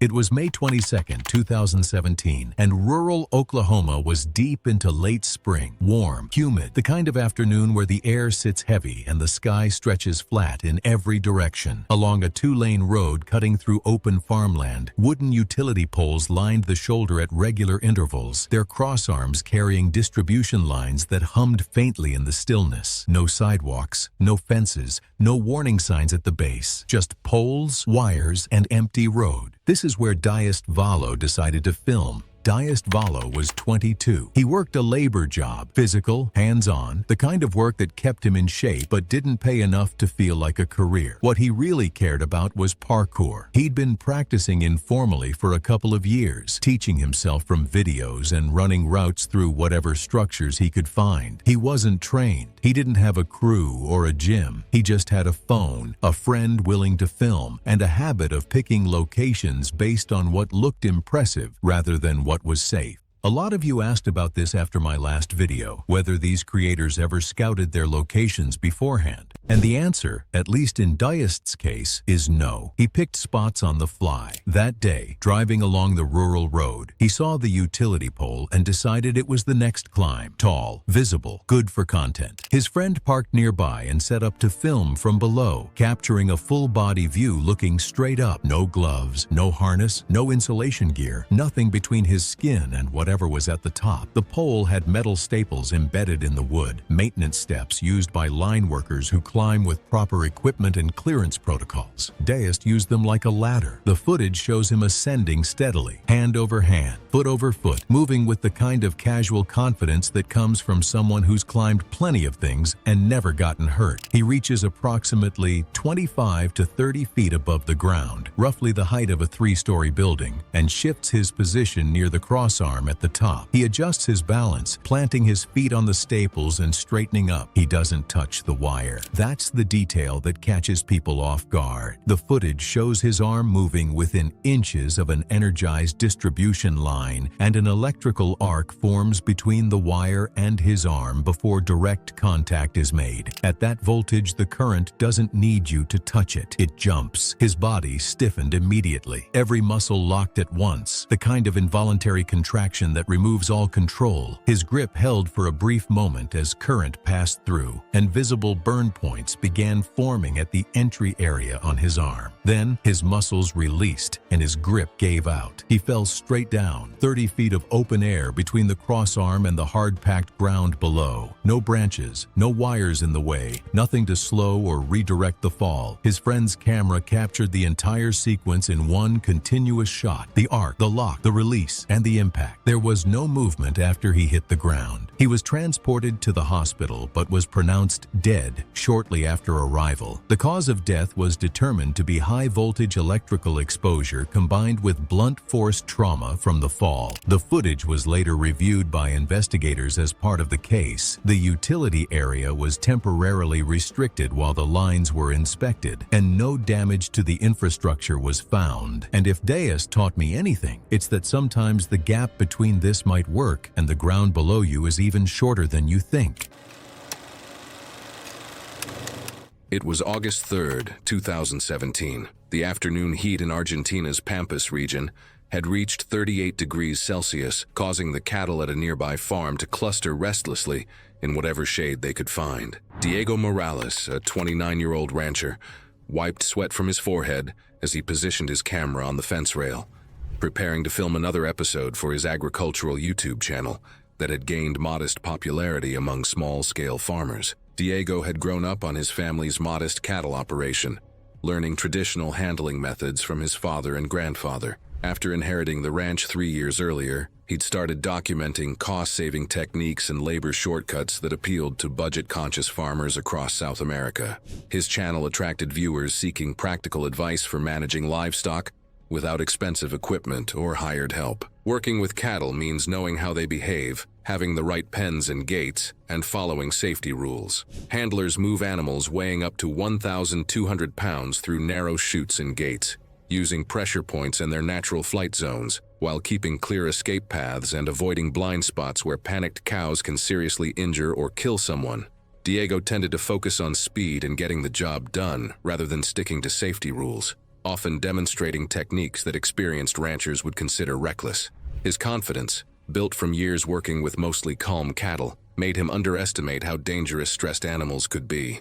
That afternoon, Diego planned to demonstrate calming techniques for agitated cattle during extreme heat. The local veterinary service had issued advisories about livestock stress during the ongoing heat wave, recommending minimal handling until temperatures dropped. The cattle were visibly distressed, bunching together and showing signs of heat exhaustion. Diego entered the narrow handling chute to position himself for the demonstration, dismissing concerns from two ranch workers about the cattle's agitated state.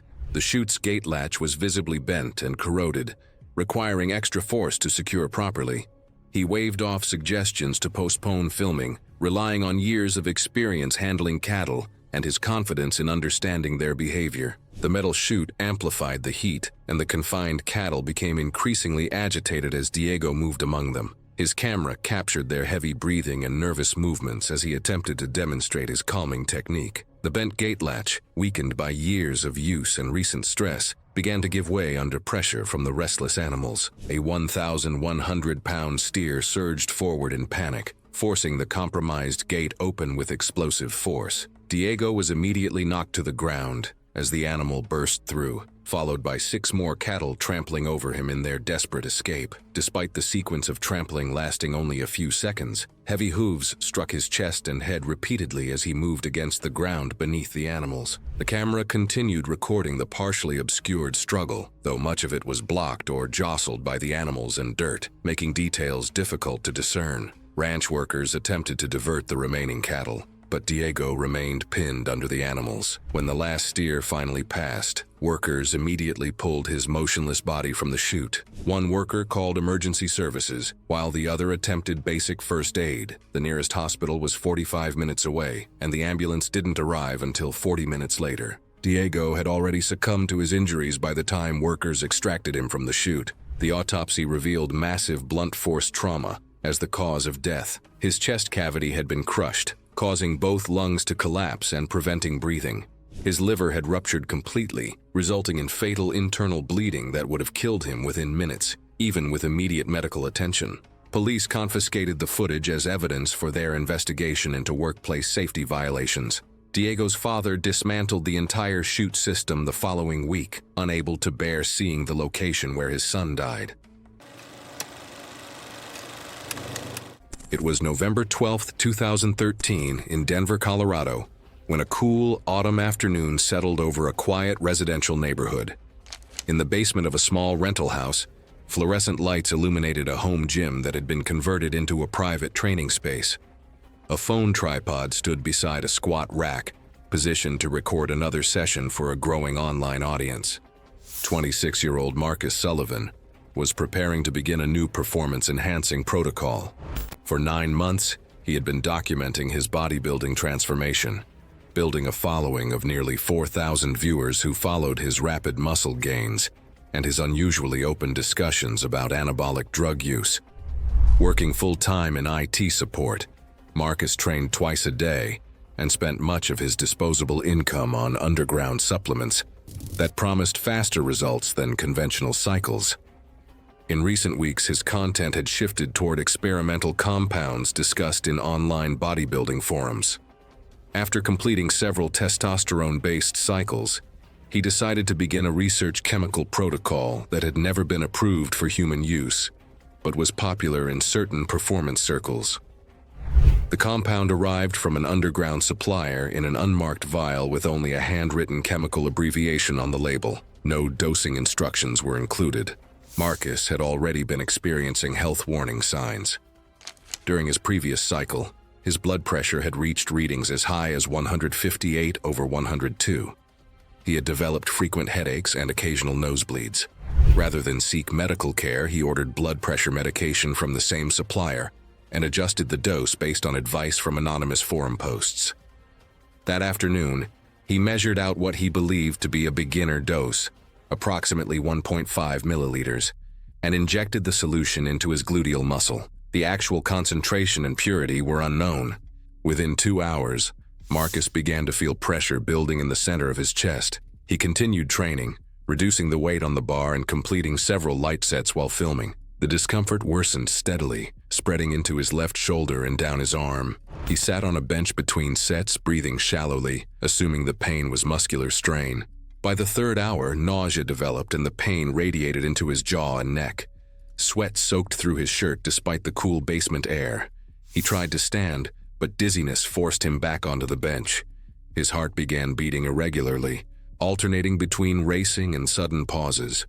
Less than 4 hours after the injection, Marcus collapsed beside the squat rack as his heart entered a lethal arrhythmia. His phone continued recording as his body stiffened briefly, then went still. When his girlfriend arrived later that evening after repeated unanswered messages, she found him unconscious and barely breathing on the concrete floor. Emergency responders arrived within 8 minutes and initiated advanced cardiac life support during transport. In the emergency department, physicians confirmed that Marcus had suffered a massive myocardial infarction complicated by ventricular arrhythmia. Despite prolonged resuscitation attempts, circulation could not be stabilized. He was pronounced dead less than 2 hours after arrival. Toxicology testing later revealed multiple stimulant compounds and vascular active agents in the injected solution, along with elevated levels of anabolic steroids already present in his system. The medical examiner ruled the cause of death acute myocardial infarction, triggered by experimental performance-enhancing drugs and uncontrolled hypertension. Investigators recovered his phone from the gym floor, the final training session partially recorded but never released. His social media accounts were removed by his family within days, and warnings about unregulated injectable compounds circulated quietly through bodybuilding forums after his death.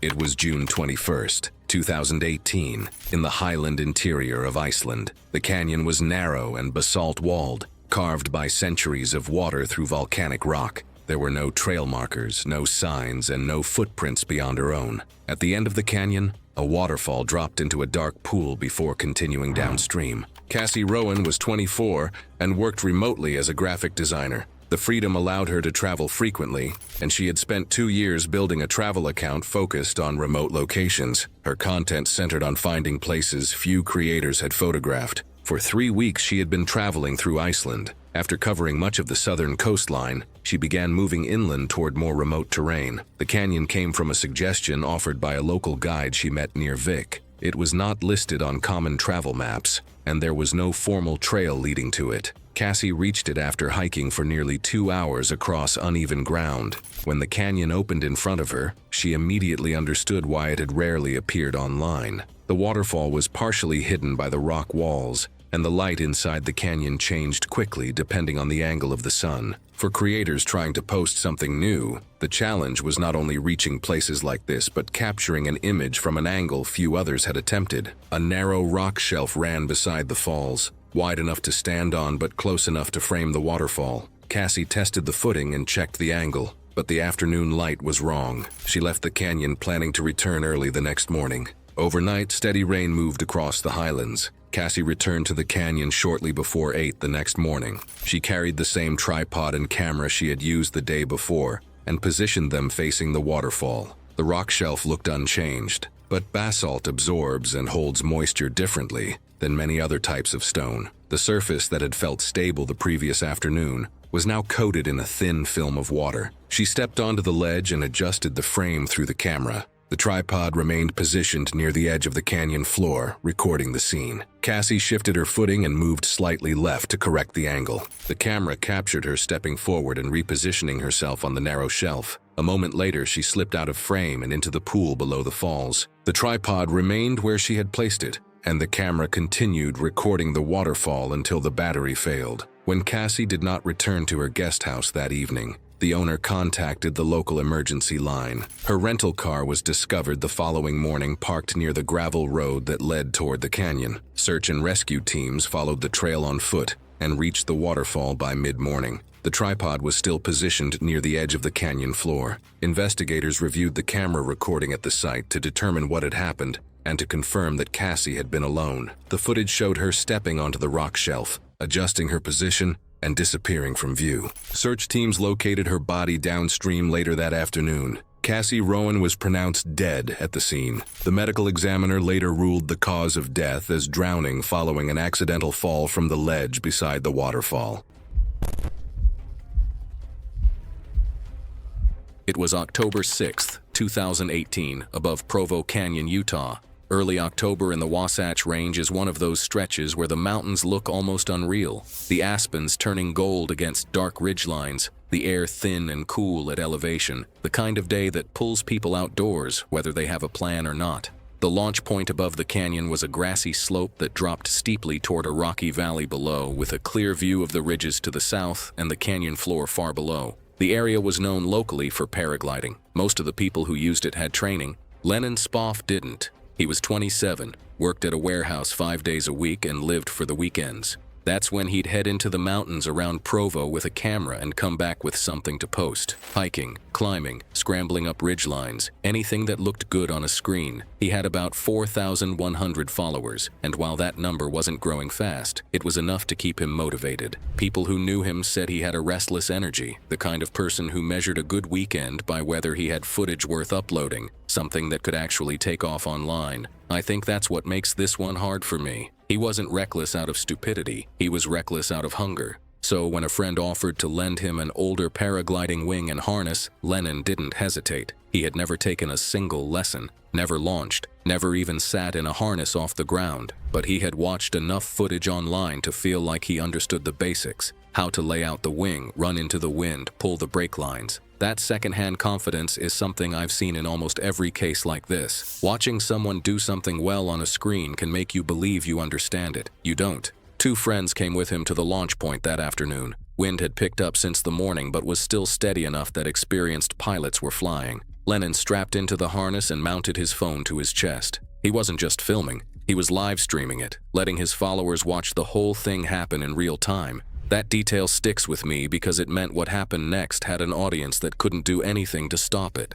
The live stream captured everything that followed, and the 2 friends on the ridge confirmed the sequence. Lennon ran downhill. The wing caught air and pulled him off the ground. For a moment, it looked right.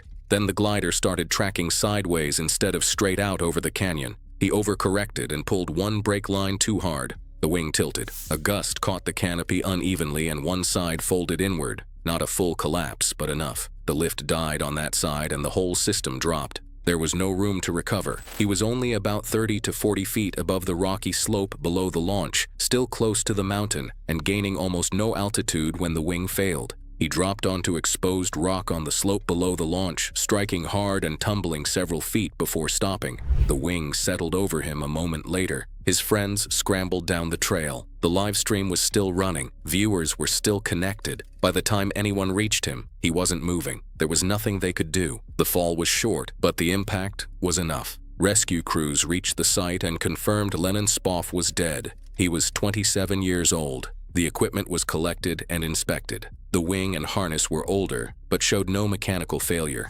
Investigators determined the crash resulted from operator error during launch, an overcorrection on the brake lines combined with a wind gust stronger than he could handle. There was no record of Lennon ever receiving formal paragliding instruction. The phone was still recording when it was recovered from his chest. The live stream had captured the full sequence from launch to impact. Several viewers had already contacted emergency services before the 2 friends made the call. It was May 9th, 2018, Phoenix, Arizona. A suburban cell site on the edge of a residential area, the kind of structure that stands at the corner of a lot and gets looked past by everyone who drives by it every day. The tower rose well above the roof lines around it. There was a fence around the base with standard restricted access signage. Liam Ortega was 25. He ran a tech content channel focused on network tests and signal coverage comparisons, the kind of content that had a small but engaged audience. He had been building it steadily and had around 2,000 followers before a video changed things. He had climbed a lower structure to film a signal test from height, and the video had performed better than anything else he had posted. He gained over 1,000 subscribers in 2 days. He watched his count move from just over 2,000 to just over 3,000, and he understood exactly what had caused it. The height had made it. The risk had made it. He started planning a bigger version almost immediately. I've covered cases where one good outcome becomes the justification for a bigger risk. Liam gained 1,000 subscribers from one climb, and the only lesson he took from that was to go higher. That's not confidence, that's a pattern. The idea was simple. Higher tower, better signal, more dramatic footage. He was not a trained climber and had no safety equipment. He had a camera and his phone. He had not applied for access and had no permission to be on the structure. He stood at the fence line before he went in and looked at the restricted access signs the same way he had looked at them the first time. He had climbed a structure before. He had come away from it fine. He was not going all the way to the top, just higher than last time. He checked his subscriber count one more time before he went through the fence, put his phone away, and started toward the base of the tower. He started the climb in the morning. The ascent felt controlled in the early stages, the structure providing enough to grip and the height building gradually. The familiarity from the first climb helped more than it should have. He kept going past the point where he had stopped before and kept going further still, telling himself he would find a good spot and stop there. By the time he stopped, he was significantly higher than he had been on any previous climb. The ground was a long way below him. He paused on the structure and held the camera out to show the view, already thinking about how the thumbnail would look from this angle. This is where things became interesting in the worst possible way. He had already passed the height of his last climb. He told himself he would stop at a good spot.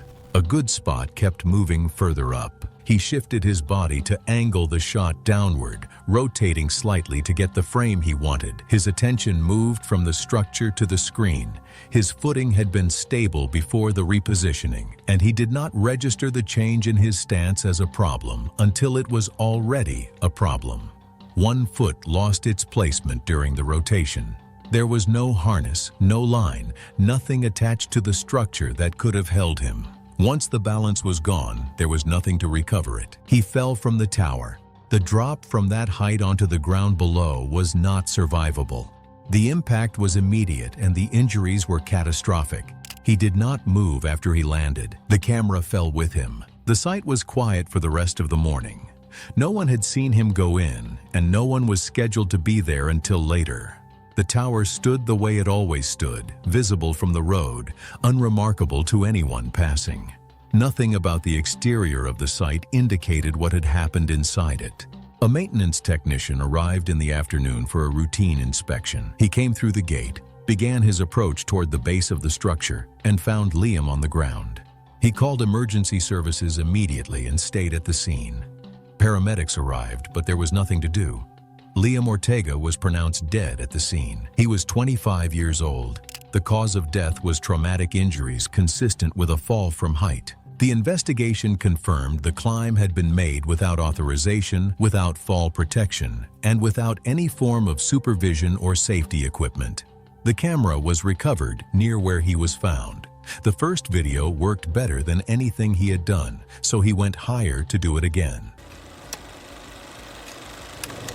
It was July 18, 2017, and the glamorous sand dunes in California were living up to their reputation. Endless rolling hills of fine, pale sand reflecting the sun back from every angle. Even as the afternoon wore on, the heat was relentless, and the wind was just strong enough to keep the surface shifting. Out in the open, there's no shade, no shelter, just the sound of wind and the crunch of boots on sand. Giovanni Skell was 27. He worked in a warehouse during the week, but on weekends he filmed outdoor survival challenges. He wasn't a professional, but he was resourceful, stubborn, and always looking for the next idea to impress his small but loyal online audience. He'd done cold water plunges, makeshift shelters, and a few buried stunts before, but always with some kind of backup plan. That consistency made him feel prepared for anything. This time, the idea was a vertical escape pit. Dig a narrow hole about 6 to 7 feet deep and roughly 2.5 feet wide. Fill it with loose sand while he stood upright and try to climb out using only his body. 2 friends were there to dig and film. The whole thing was supposed to be endurance content, not a risk-your-life stunt. The pit was dug into fine, dry dune sand. No wall reinforcement, no boards, just a vertical shaft carved into the dune. The thinking was that loose sand would be easier to move through than packed dirt. He said on camera that the softness would work in his favor. They started shoveling sand around his legs, then up to his waist, chest, and finally his shoulders. The sand settled quickly, filling every gap and pressing in from all sides.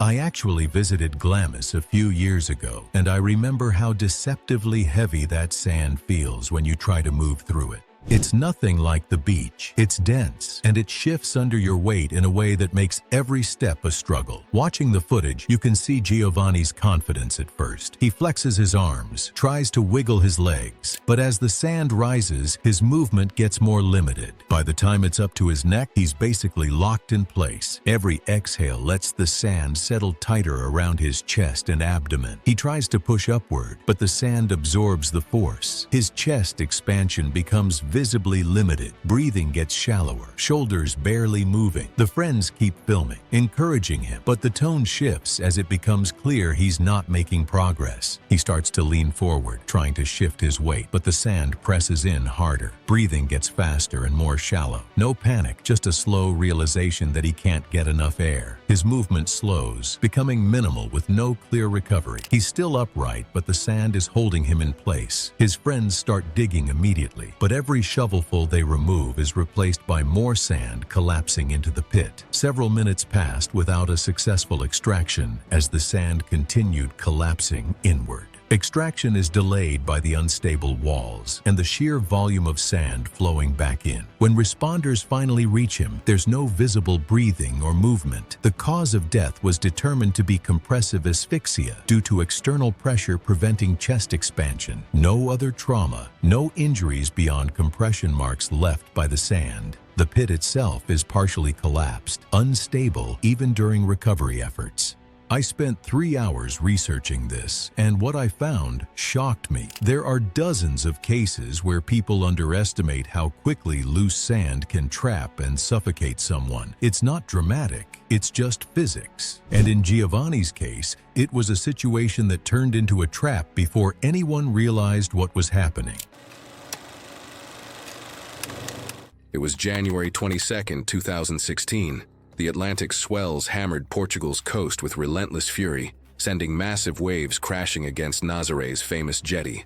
Luis Fernando Ferreira, a 31-year-old dock worker from nearby Leiria, stood at the concrete barrier with his handheld camera, watching the churning water. Luis wasn't a professional content creator or extreme sports athlete. He worked loading cargo ships at the port of Leiria, earning modest wages to support his girlfriend and their 2 young children. During winter storm seasons, he'd drive to Nazare on weekends to film what he called scale videos, standing near massive waves to show their true size using his body for reference. His YouTube channel had barely 200 subscribers, but he believed viral content might change his family's financial situation. He had no ocean safety training and never wore flotation gear, believing his proximity to the jetty provided adequate safety. Nazare's underwater canyon creates some of the world's largest waves, with swells regularly exceeding 60 feet during winter storms. The jetty extends nearly 1,640 feet into the Atlantic, offering spectacular views, but exposing visitors to massive wave sets that can surge unpredictably over the concrete barriers. That morning, local authorities had posted storm warnings throughout the area, advising residents to avoid coastal exposure. Other people on the jetty said that Luis arrived at around noon, ignoring the posted advisories and dismissing concerns from local fishermen who were securing their boats. He'd filmed similar conditions before without incident, likely developing dangerous overconfidence in his ability to time the wave sets. Luis positioned himself halfway along the jetty, approximately 820 feet from shore. He'd observed the wave patterns for 20 minutes, noting consistent sets arriving every 12 to 15 minutes. Between sets, smaller waves crashed harmlessly against the lower jetty walls. Luis timed his filming during these calmer intervals, stepping closer to the edge for better camera angles. Local residents began retreating from the jetty as conditions worsened, but they said that Luis remained focused on his camera screen. An hour later, disaster struck without warning.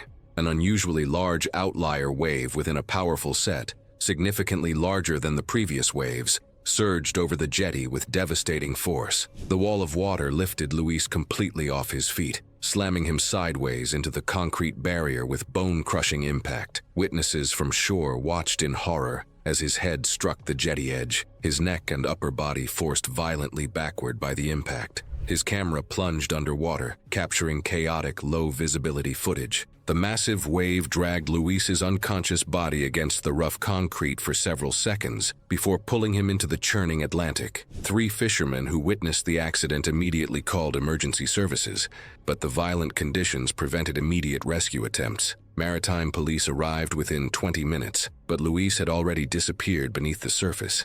His body was recovered by divers 4 hours later, approximately 330 feet from the jetty. The coroner's report confirmed severe skull fractures from the concrete impact, with water found in his lungs indicating drowning. Multiple broken ribs and crushed fingers showed the brutal force of being slammed against the jetty. Luis's camera was recovered by divers 3 days later, its electronics irreparably damaged by saltwater exposure, but its memory card intact, containing the final moments of his life. After the tragedy, Luis's partner, Mariana, struggled to care for their 2 children alone while dealing with the sudden loss. The footage was never publicly released, remaining with Portuguese authorities as evidence. It was September 19, 2016, and the scorching 96-degree late summer afternoon in Phoenix, Arizona, created dangerous conditions for what would become a fatal outdoor workout challenge. The empty parking lot behind an abandoned strip mall provided the exposed concrete surface where increasingly extreme fitness challenges were filmed for social media content. Ashley Kim adjusted her phone's tripod mount while preparing for what she called the Triple Century Challenge, a workout combining 100 burpees, 100 box jumps, and 100 kettlebell swings performed consecutively without breaks. At 27, the certified personal trainer had been creating fitness content for 8 months, building a dedicated following of 4,700 Instagram followers who appreciated her no-excuses approach to training and her willingness to demonstrate the most challenging workouts herself. Ashley had worked at a commercial gym for 3 years before launching her online coaching business, using extreme workout videos to attract potential clients and demonstrate her commitment to fitness excellence. The Triple Century Challenge represented her most ambitious workout video yet, designed to showcase her exceptional conditioning and inspire her followers to push beyond their perceived limits. Ashley had completed similar high-volume workouts in air-conditioned gym environments, but had never attempted this specific combination in extreme heat. Her business partner had previously recommended filming outdoor videos during early morning hours, but Ashley typically scheduled her most challenging content during peak afternoon conditions. Ashley had been following a strict cutting diet for 6 weeks in preparation for a fitness competition, consuming fewer than 1,200 calories daily, while maintaining her intense training schedule. The workout began with Ashley attacking the burpees with characteristic intensity, her form remaining crisp through the first 50 repetitions as sweat began pouring off her body onto the hot concrete surface. The combination of extreme heat, depleted glycogen stores from her restrictive diet, and the grueling pace she had set created a dangerous situation that her fitness knowledge should have helped her recognize and avoid. By the time she finished the burpees and moved to box jumps, her movements had become noticeably slower and her breathing more labored. Ashley completed 70 box jumps before missing a landing and stumbling backward, catching herself but experiencing blurred vision and darkening peripheral sight. She paused the workout to drink water from the bottle she had brought, unaware that water alone was insufficient to address the severe electrolyte depletion and heat exhaustion her body was experiencing. After a 2-minute rest, Ashley resumed the box jumps despite feeling increasingly dizzy and disoriented, her competitive mindset overriding the obvious warning signs her body was sending. She collapsed during the 84th box jump, falling backward onto the concrete as her body began shutting down from heat stroke. A passing delivery driver noticed her motionless body and called 911, but Ashley had been unconscious in direct sunlight for over 15 minutes before anyone discovered her. Emergency responders began cooling protocols immediately and transported her to the hospital where aggressive treatment continued. Medical staff determined her core temperature had exceeded 105 degrees, causing her organs to fail systematically. The recording was recovered from her phone by investigators and later deleted at the request of her family. Ashley never regained consciousness and was pronounced dead 6 hours after arrival from multi-organ failure caused by severe heat stroke and dehydration. It was November 14, 2019, in Raleigh, North Carolina. The apartment was modest but deliberate. A ring light mounted on a shelf, a background arranged with enough care to signal ambition to anyone who might eventually be watching. Evan Crawford was 29. He spent his days working the customer service desk at a regional freight company. For nearly 3 years, he'd been trying to build a social media presence. His follower count had barely moved in the better part of a year, despite everything he tried. His early attempts had been earnest. In 2015, he posted workout videos 3 times a week for 10 weeks, averaging 43 views. He tried food content next, then sports commentary, then commentary on other creators. A handful of videos reached 200 views, but the growth stopped there. He tested posting schedules, captions, and trending sounds. None of the patterns held. The people he had started with had mostly moved on. Some had grown their accounts into something real. The outlet challenge had been circulating for 4 days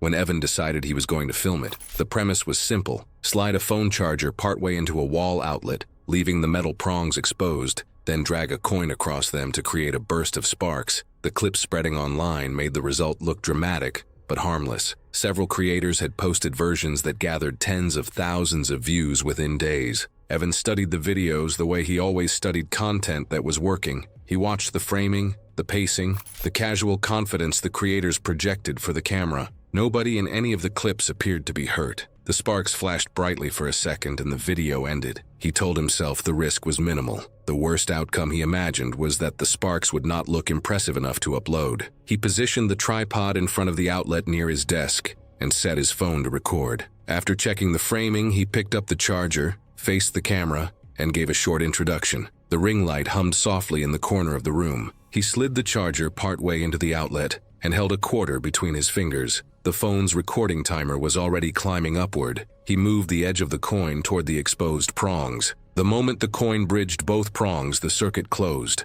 Evan's fingers were still touching one of the exposed metal contacts, placing his hand directly in the path of the current as the outlet shorted. The shock forced his muscles into tetanic contraction, locking his grip around the coin. The current passing through his body disrupted the electrical rhythm of his heart, sending it into ventricular fibrillation. Evan collapsed near the desk and lost consciousness within seconds. His friend Marcus stopped by the apartment the following morning. After Evan stopped responding to messages and calls the night before, he found him on the floor beside the desk, the tripod still standing in front of the outlet. The phone had continued recording for several minutes after the electrocution before the battery finally died. Paramedics arrived 9 minutes after Marcus called 911, but Evan was unresponsive at the scene. He was transported to a nearby hospital and pronounced dead shortly after arrival. The medical examiner later ruled the cause of death as cardiac arrest resulting from acute electrocution, noting burn marks at the contact points on his fingers and palm. His social media account still had only a small audience at the time of his death. The video remained saved on the phone. It was never uploaded. It was September 2nd, 2015, outside Fresno, California. Late summer in the Central Valley means heat that sits on everything, dry air, bleached grass, and a sun that doesn't let up even in the early evening. The rail line that cuts through the outskirts of the city runs flat and straight through open land, the kind of stretch where you can see a train coming from a long way off. Most people who knew about that section knew it for one reason. The train slowed down before entering a short concrete tunnel about a quarter-mile from the nearest road crossing. Maze Flack was 19 years old. She worked part-time at a car wash, the kind of job that keeps the bills manageable but leaves a lot of hours open. She was social, always moving, always looking for the next thing to do on a weekend. Friends described her as someone who didn't like sitting still and pushed back against it by doing something. She had a small stunt account online with around 3,300 followers, enough to make it feel like one video could take off if they pushed it far enough. She filmed risky clips on weekends, usually with a small small group of friends who were just as willing to show up and see what happened. Her friend Leo was 20, a year older, and the one who came up with the idea. He thought the slower speed near the tunnel made it manageable. The plan was simple: get on top of a boxcar while the train was moving slow, stand up for a few seconds, get the shot, and get off before the tunnel. Leo and two other friends would stay beside the track and record with their phones. Nobody had experience with railroads, and none of them had permission to be on the property. The train wasn't the unknown variable here. The tunnel was. The clearance above those boxcars, the gap between the roof of the car and the concrete ceiling, was not something any of them had measured or thought to check. That detail is what makes this case so hard to sit with. They arrived at the rail line and waited. When a freight train came through moving around 10 to 15 miles per hour near the tunnel approach, Mays grabbed the ladder on the side of a passing boxcar and climbed up. Mays made it onto the roof and stood near the center of the car. From the ground, her friends could see her standing upright. I keep coming back to this moment. She's up there, standing in the open air, and from her perspective, everything probably felt like it was going exactly as planned. The tunnel entrance was ahead. Based on witness accounts, she either didn't realize how close it was or didn't understand how little clearance there was above her. She was still standing when the train entered the tunnel. The concrete edge caught her at the head and shoulders. Witnesses heard it before they could fully process what they were seeing. Her body was knocked backward, rolled to the side, and fell from the boxcar onto the gravel beside the track. The drop was between 10 and 12 feet. The train continued forward for several seconds before it began to slow. Her friends ran toward her and found her with severe head injuries, not breathing normally. There was nothing they could do beyond staying with her and calling for help. The cases that stay with me are always the ones where the people nearby had to stand there and wait. That's what happened here. Responders arrived and worked at the scene, but there was nothing to reverse. Mays Flack was pronounced dead beside the rail line. She was 19 years old. Investigators documented the injuries as consistent with a high-force impact against a fixed structure, followed by a fall. The tunnel clearance left less than 2 feet of space above the boxcars, not enough for a person standing upright. The official findings confirmed she struck the tunnel entrance and fell from the moving train. The phones used to record were collected as evidence. Officers noted the group had been filming intentionally and that none of them had authorization to access the rail property. No charges were filed. As the investigation concluded, the incident was the result of a self-initiated stunt gone wrong. What stays with me isn't the risk of climbing a moving train. People understand that's dangerous. It's the tunnel. It was right there, and not one person in that group thought to walk the track first and look at what was waiting at the other end. It was March 18th, 2019, Atlanta, Georgia. A weekday morning in a small apartment on the east side of the city. The blinds were still down. The camera was set up on a tripod facing the desk, already recording, the red light blinking in the quiet of the room. Malik Kareem was 23. He ran a fitness content account with around 3,000 followers and had been trying to grow it for over a year. The numbers had plateaued, and he had been watching what was working for other creators. The dry scooping trend had been picking up views fast. The concept was simple and the visual was dramatic, taking a full scoop of pre-workout powder dry, without water, straight into the mouth and filming the reaction. It was not a fitness technique. It was a shock video, but it was getting attention, and attention was what he needed. He had tried it before. 2 scoops, dry, filmed the coughing fit, posted it. Nothing serious had happened. That was the problem. 2 scoops had not produced the reaction he needed for the content to land the way he wanted it to.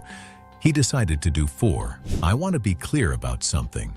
2 scoops had already made him cough hard enough to film it. That was the warning. He looked at that warning and decided it wasn't dramatic enough. He put 4 scoops into his mouth in front of the camera. The fine powder hit the back of his throat and triggered an immediate airway reflex, causing intense repeated coughing as his body tried to clear particles irritating the upper airway. He leaned forward and coughed for close to a minute. His eyes were watering and his throat was burning. He was agitated and still on camera, and the content was not going the way he had planned. 4 scoops had already made him cough hard enough to pause filming. That should have been the limit. It wasn't a warning to him. It looked like a bad take. Instead of stopping, he reset and tried to make it bigger. He mixed 4 more scoops with water and drank it quickly, trying to wash down what was still coating his throat and get the video back on track. The problem he was solving was not the reaction, it was the footage. 8 scoops total, consumed within a few minutes, on an empty stomach, the full load now moving into his system. Pre-workout powder is not a prop. A single scoop typically contains between 150 and 300 milligrams of caffeine, often alongside other stimulants designed to accelerate heart rate and blood flow. 4 scoops on an empty stomach is not a larger version of 2 scoops. Once swallowed, the powder dissolved and was absorbed from the gastrointestinal tract, delivering a rapidly rising stimulant load into circulation over a short window, faster than the body could comfortably compensate for at that dose, and he had taken 8. Early symptoms appeared within minutes. His heart rate began climbing, the kind of escalation that sits above what the body can comfortably absorb, and continued to build rather than level out. He stood up and started pacing. He pressed his hand against his chest. The feeling there was not pain exactly, but it was wrong and it was getting worse. His breathing was fast and uneven. He sat back down and tried to slow it. Over the next several minutes, the chest discomfort deepened and continued to worsen. The high stimulant load was driving sympathetic overactivity, flooding his system with the equivalent of an extended adrenaline surge, increasing cardiac excitability and progressively destabilizing the heart's electrical rhythm. His heart rate kept climbing. The electrical instability kept building with it. The symptoms did not ease. They built until they did not build anymore. He collapsed in the apartment. The camera was still recording. His roommate found him unresponsive later that morning. Paramedics were called and arrived quickly. Resuscitation was attempted at the scene and continued on the way to hospital. It was not successful. MK was pronounced dead. He was 23 years old. The cause of death was a malignant cardiac arrhythmia, most consistent with ventricular fibrillation, triggered by acute caffeine and stimulant toxicity following a high-dose single-session ingestion of pre-workout supplement. The total estimated caffeine load from 8 scoops placed him well above the threshold associated with severe cardiovascular toxicity. The camera was still running when his roommate came through the door. It was February 9th, 2015. The outskirts of Riga, Latvia, lay under a blanket of fresh snow that had fallen steadily for 3 days. Artis Kalnins, a 34-year-old former refrigeration technician turned urban explorer, stood outside an abandoned ice hockey rink, adjusting his helmet camera.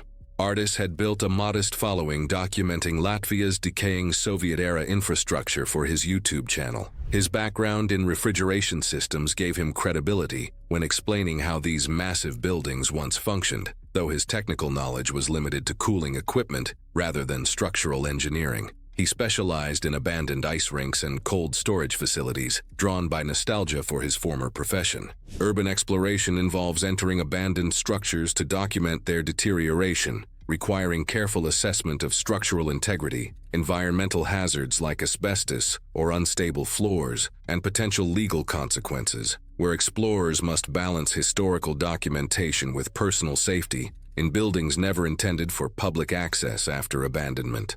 That morning, Artis had received pressure from his gear sponsor to produce content featuring their new winter exploration equipment. The company wanted footage from challenging locations to demonstrate their product's durability. Recent snowfall had created perfect conditions for dramatic visuals, and Artis felt compelled to deliver despite obvious structural concerns. Inside the complex, Artis immediately noticed the severely deformed roof structure. Steel trusses had buckled under years of neglect and the recent heavy snowfall. His camera captured him moving beneath the obvious sagging while dismissing the danger through his actions, treating the steel framework as if it could handle additional stress. He walked directly beneath the most compromised section, continuing to film the layout of the former refrigeration systems. The building's deteriorated condition was evident everywhere. Rust had eaten through critical support connections, and the roof membrane had failed years earlier, allowing snow to accumulate directly on structural elements. Artis's footage showed falling debris and audible creaking sounds as he moved deeper into the facility, yet he continued filming the building's original purpose. Suddenly, the roof failed catastrophically. A massive section of snow, insulation, and twisted steel beams crashed down directly onto Artis. The autopsy later determined that the initial impact struck him across the shoulders, folding his body forward violently. Some secondary structural elements shifted and collapsed shortly afterward, crushing his lower torso and pinning him beneath tons of debris. His helmet camera continued recording brief glimpses of his movements and distorted audio of strained, irregular breathing sounds. Though much of the lens was obscured by debris and crushed immediately in places, the crushing weight prevented his chest from expanding, making breathing impossible. Within seconds, his movement ceased entirely. A security guard from a nearby facility heard the collapse and called emergency services at 2:52 in the afternoon. Rescue teams arrived within 20 minutes, but required specialized equipment to safely remove the debris. Recovery operations took 4 hours due to the unstable remaining structure. The autopsy revealed compressive asphyxia as the cause of death. His chest cavity had been completely crushed, preventing lung expansion and causing immediate respiratory failure. His pelvis was shattered, resulting in massive internal bleeding that would have been fatal even without the chest injuries. The footage sparked intense debate about urban exploration safety before Artis's wife requested its removal. The building was demolished 6 months later after the city deemed it a public hazard. It was February 3, 2017 in Portland, Oregon, when freezing rain coated the sidewalks outside a small shared apartment complex. Inside a second-floor unit, the bathroom light remained on long after sunset, illuminating a narrow space that had been converted into a makeshift filming area. A phone tripod stood balanced on the sink counter, pointed toward the mirror and the tiled floor. 24-year-old Melissa Torres was preparing to record her first injectable fat-burning protocol. She had been posting workout routines and aggressive cutting plans for nearly a year, building a following of just over 5,000 viewers interested in rapid transformation content. Working full-time as a retail manager, she spent most evenings editing videos and researching supplement stacks that promised faster results. In recent weeks, her posts had shifted toward experimental methods popular in underground fitness forums. She spoke openly about wanting to enter the advanced protocol niche, where creators documented self-administered compounds and extreme fat loss cycles. After reading message boards and watching tutorial clips, she ordered an injectable liquid marketed as a research fat burner from an overseas supplier. The packaging looked professional, and online reviews described dramatic results within days. She prepared alone that evening. Her boyfriend had refused to participate and left earlier, warning her against injecting anything unverified. Melissa sterilized the counter, arranged syringes beside the sink, and started the recording timer. She cleaned the skin on her abdomen and inserted the first needle carefully, following the technique she had practiced from videos. A burning sensation spread under the skin, sharper than expected, but she completed the injection and withdrew the needle. She hesitated, then repeated the process on the opposite side, documenting each step for the camera. Within 2 minutes, the burning intensified into deep spreading pain. Red patches formed around both injection sites, expanding rapidly. Her breathing grew shallow as tightness developed in her chest and throat. She reached for her phone, attempting to unlock it, as swelling crept across her lips and neck. As she collapsed, she managed to press the side button repeatedly, activating the phone's emergency SOS feature and sending an automatic call and location alert to 911 while the camera continued recording. Melissa fell against the bathtub and slid onto the floor, her airway narrowing as her body entered anaphylactic shock. By the time paramedics forced entry less than 7 minutes later, she was barely breathing and cyanotic. Epinephrine was administered immediately, followed by oxygen and advanced airway support. Her heart rhythm destabilized briefly before circulation was restored. She was transported under continuous resuscitation to the nearest emergency department, where aggressive treatment continued. Laboratory tests revealed severe hypoxia and metabolic collapse. Over the next 12 hours, swelling in her brain worsened as multiple organs began to fail. 3 days later, after repeated neurological exams confirmed irreversible brain injury, her family authorized withdrawal of life support. Toxicology testing later identified multiple unlabeled stimulant compounds, and bacterial contaminants in the injectable solution. The medical examiner ruled the death anaphylactic shock caused by exposure to an unregulated injectable substance. The recorded video was recovered by investigators and never released publicly. Her social media accounts were removed by her family within a week, and warnings about injectable supplement protocols circulated quietly through fitness forums after her death. It was September 4th, 2022 in Columbus, Ohio. The apartment was small and the kitchen opened directly into the living room. The stove sat against the far wall, close enough to the couch that you could smell whatever was cooking from anywhere in the space. Kayla Morris was 24. She worked the morning shift as a dental receptionist downtown, a job she had held for 2 years and was known to be reliable at. Most evenings, she came home with enough energy left to cook, to scroll, and sometimes to film short videos on her phone. She had recently started posting online, nothing with a large following yet, but she was consistent and she paid attention to what worked. Those who knew her said she was the kind of person who committed fully once she decided on something. She did not do things halfway. Earlier that year, a video had begun circulating online that showed someone cooking a chicken breast in a pan filled with bright green NyQuil. The medicine was a common over-the-counter nighttime cold remedy. The video was framed as a recipe. It had a thumbnail. It had a title. The presentation carried the same casual domestic tone as any ordinary cooking video, the kind that made the process look simple and the result look worth trying.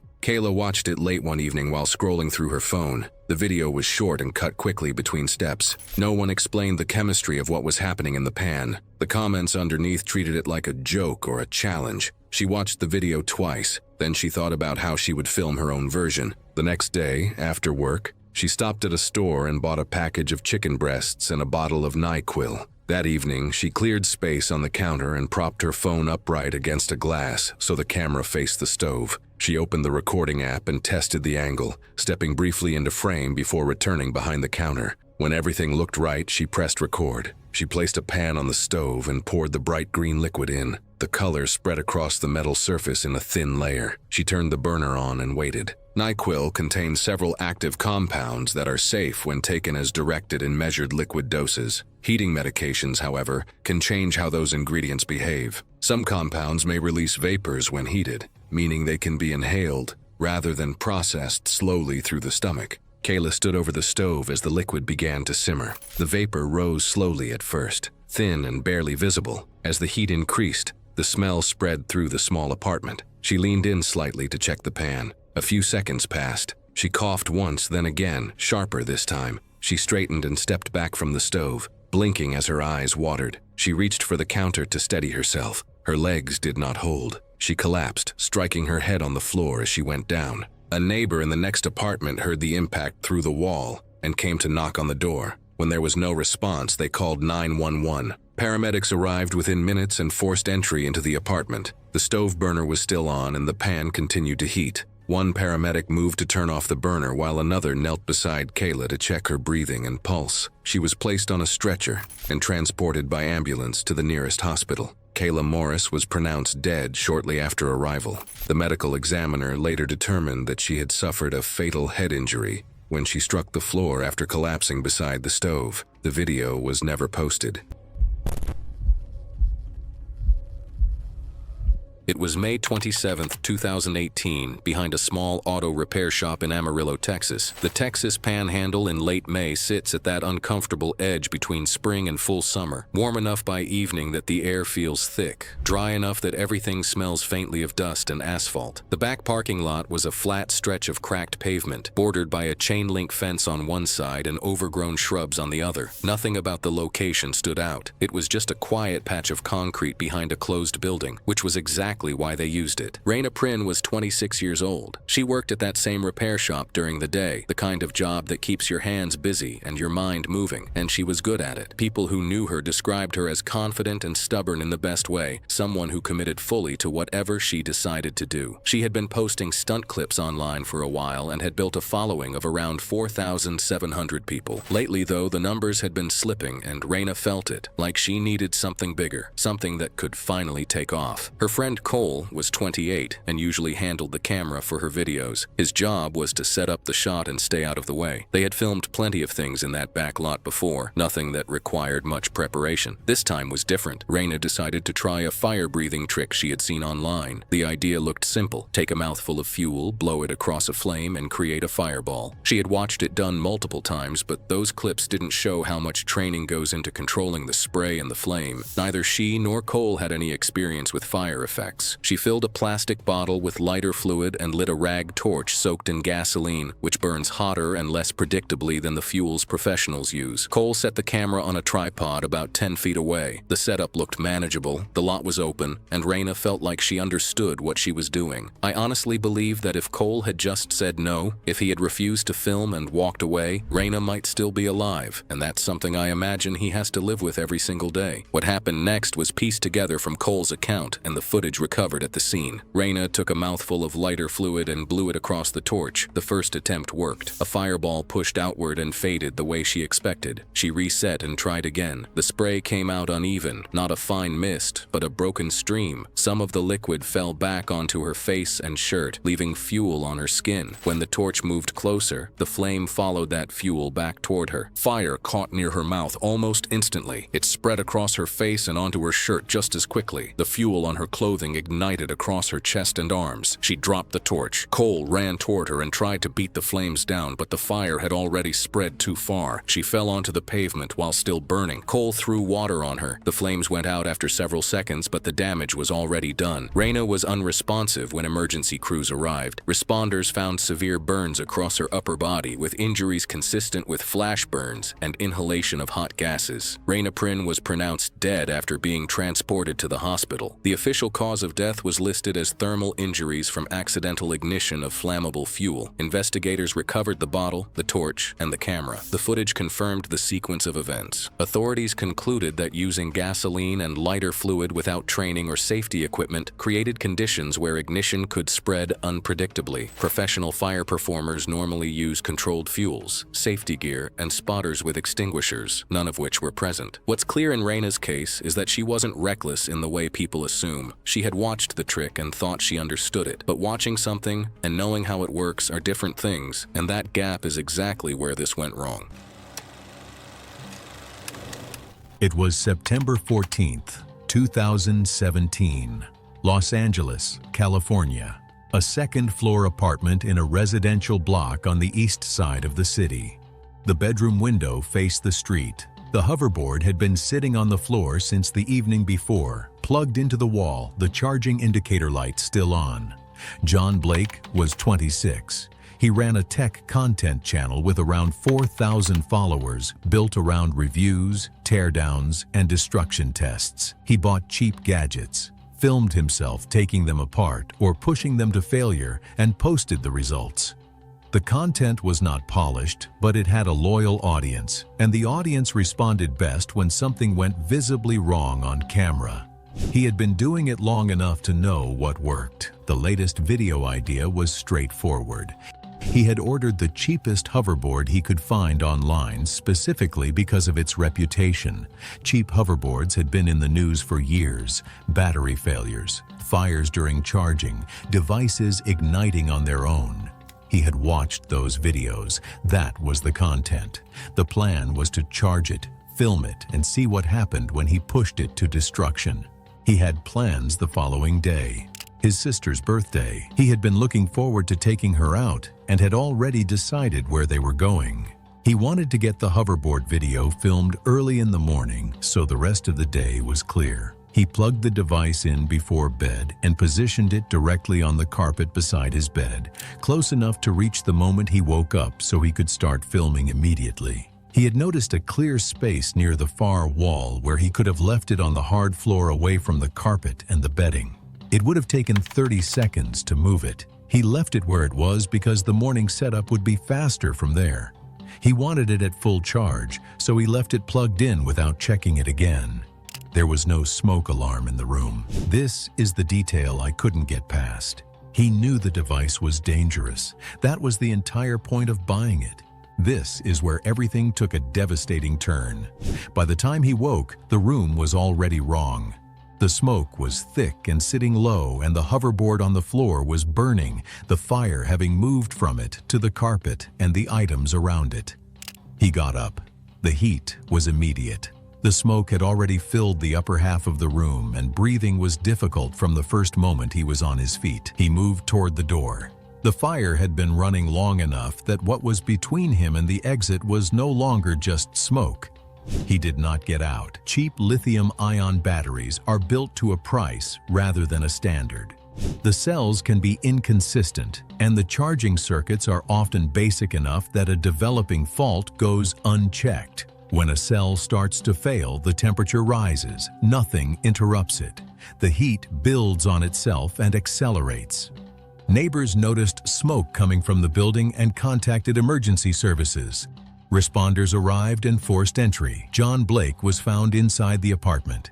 He was 26 years old. He did not survive. The cause of death was smoke inhalation and fire-related injuries resulting from a lithium-ion battery failure during unattended overnight charging. The destruction video was never filmed. His sister's birthday the following day did not happen the way it had been planned. His channel went quiet. A few days later, his manager posted a brief message to the account. There was no unboxing video. His sister's birthday was the next day.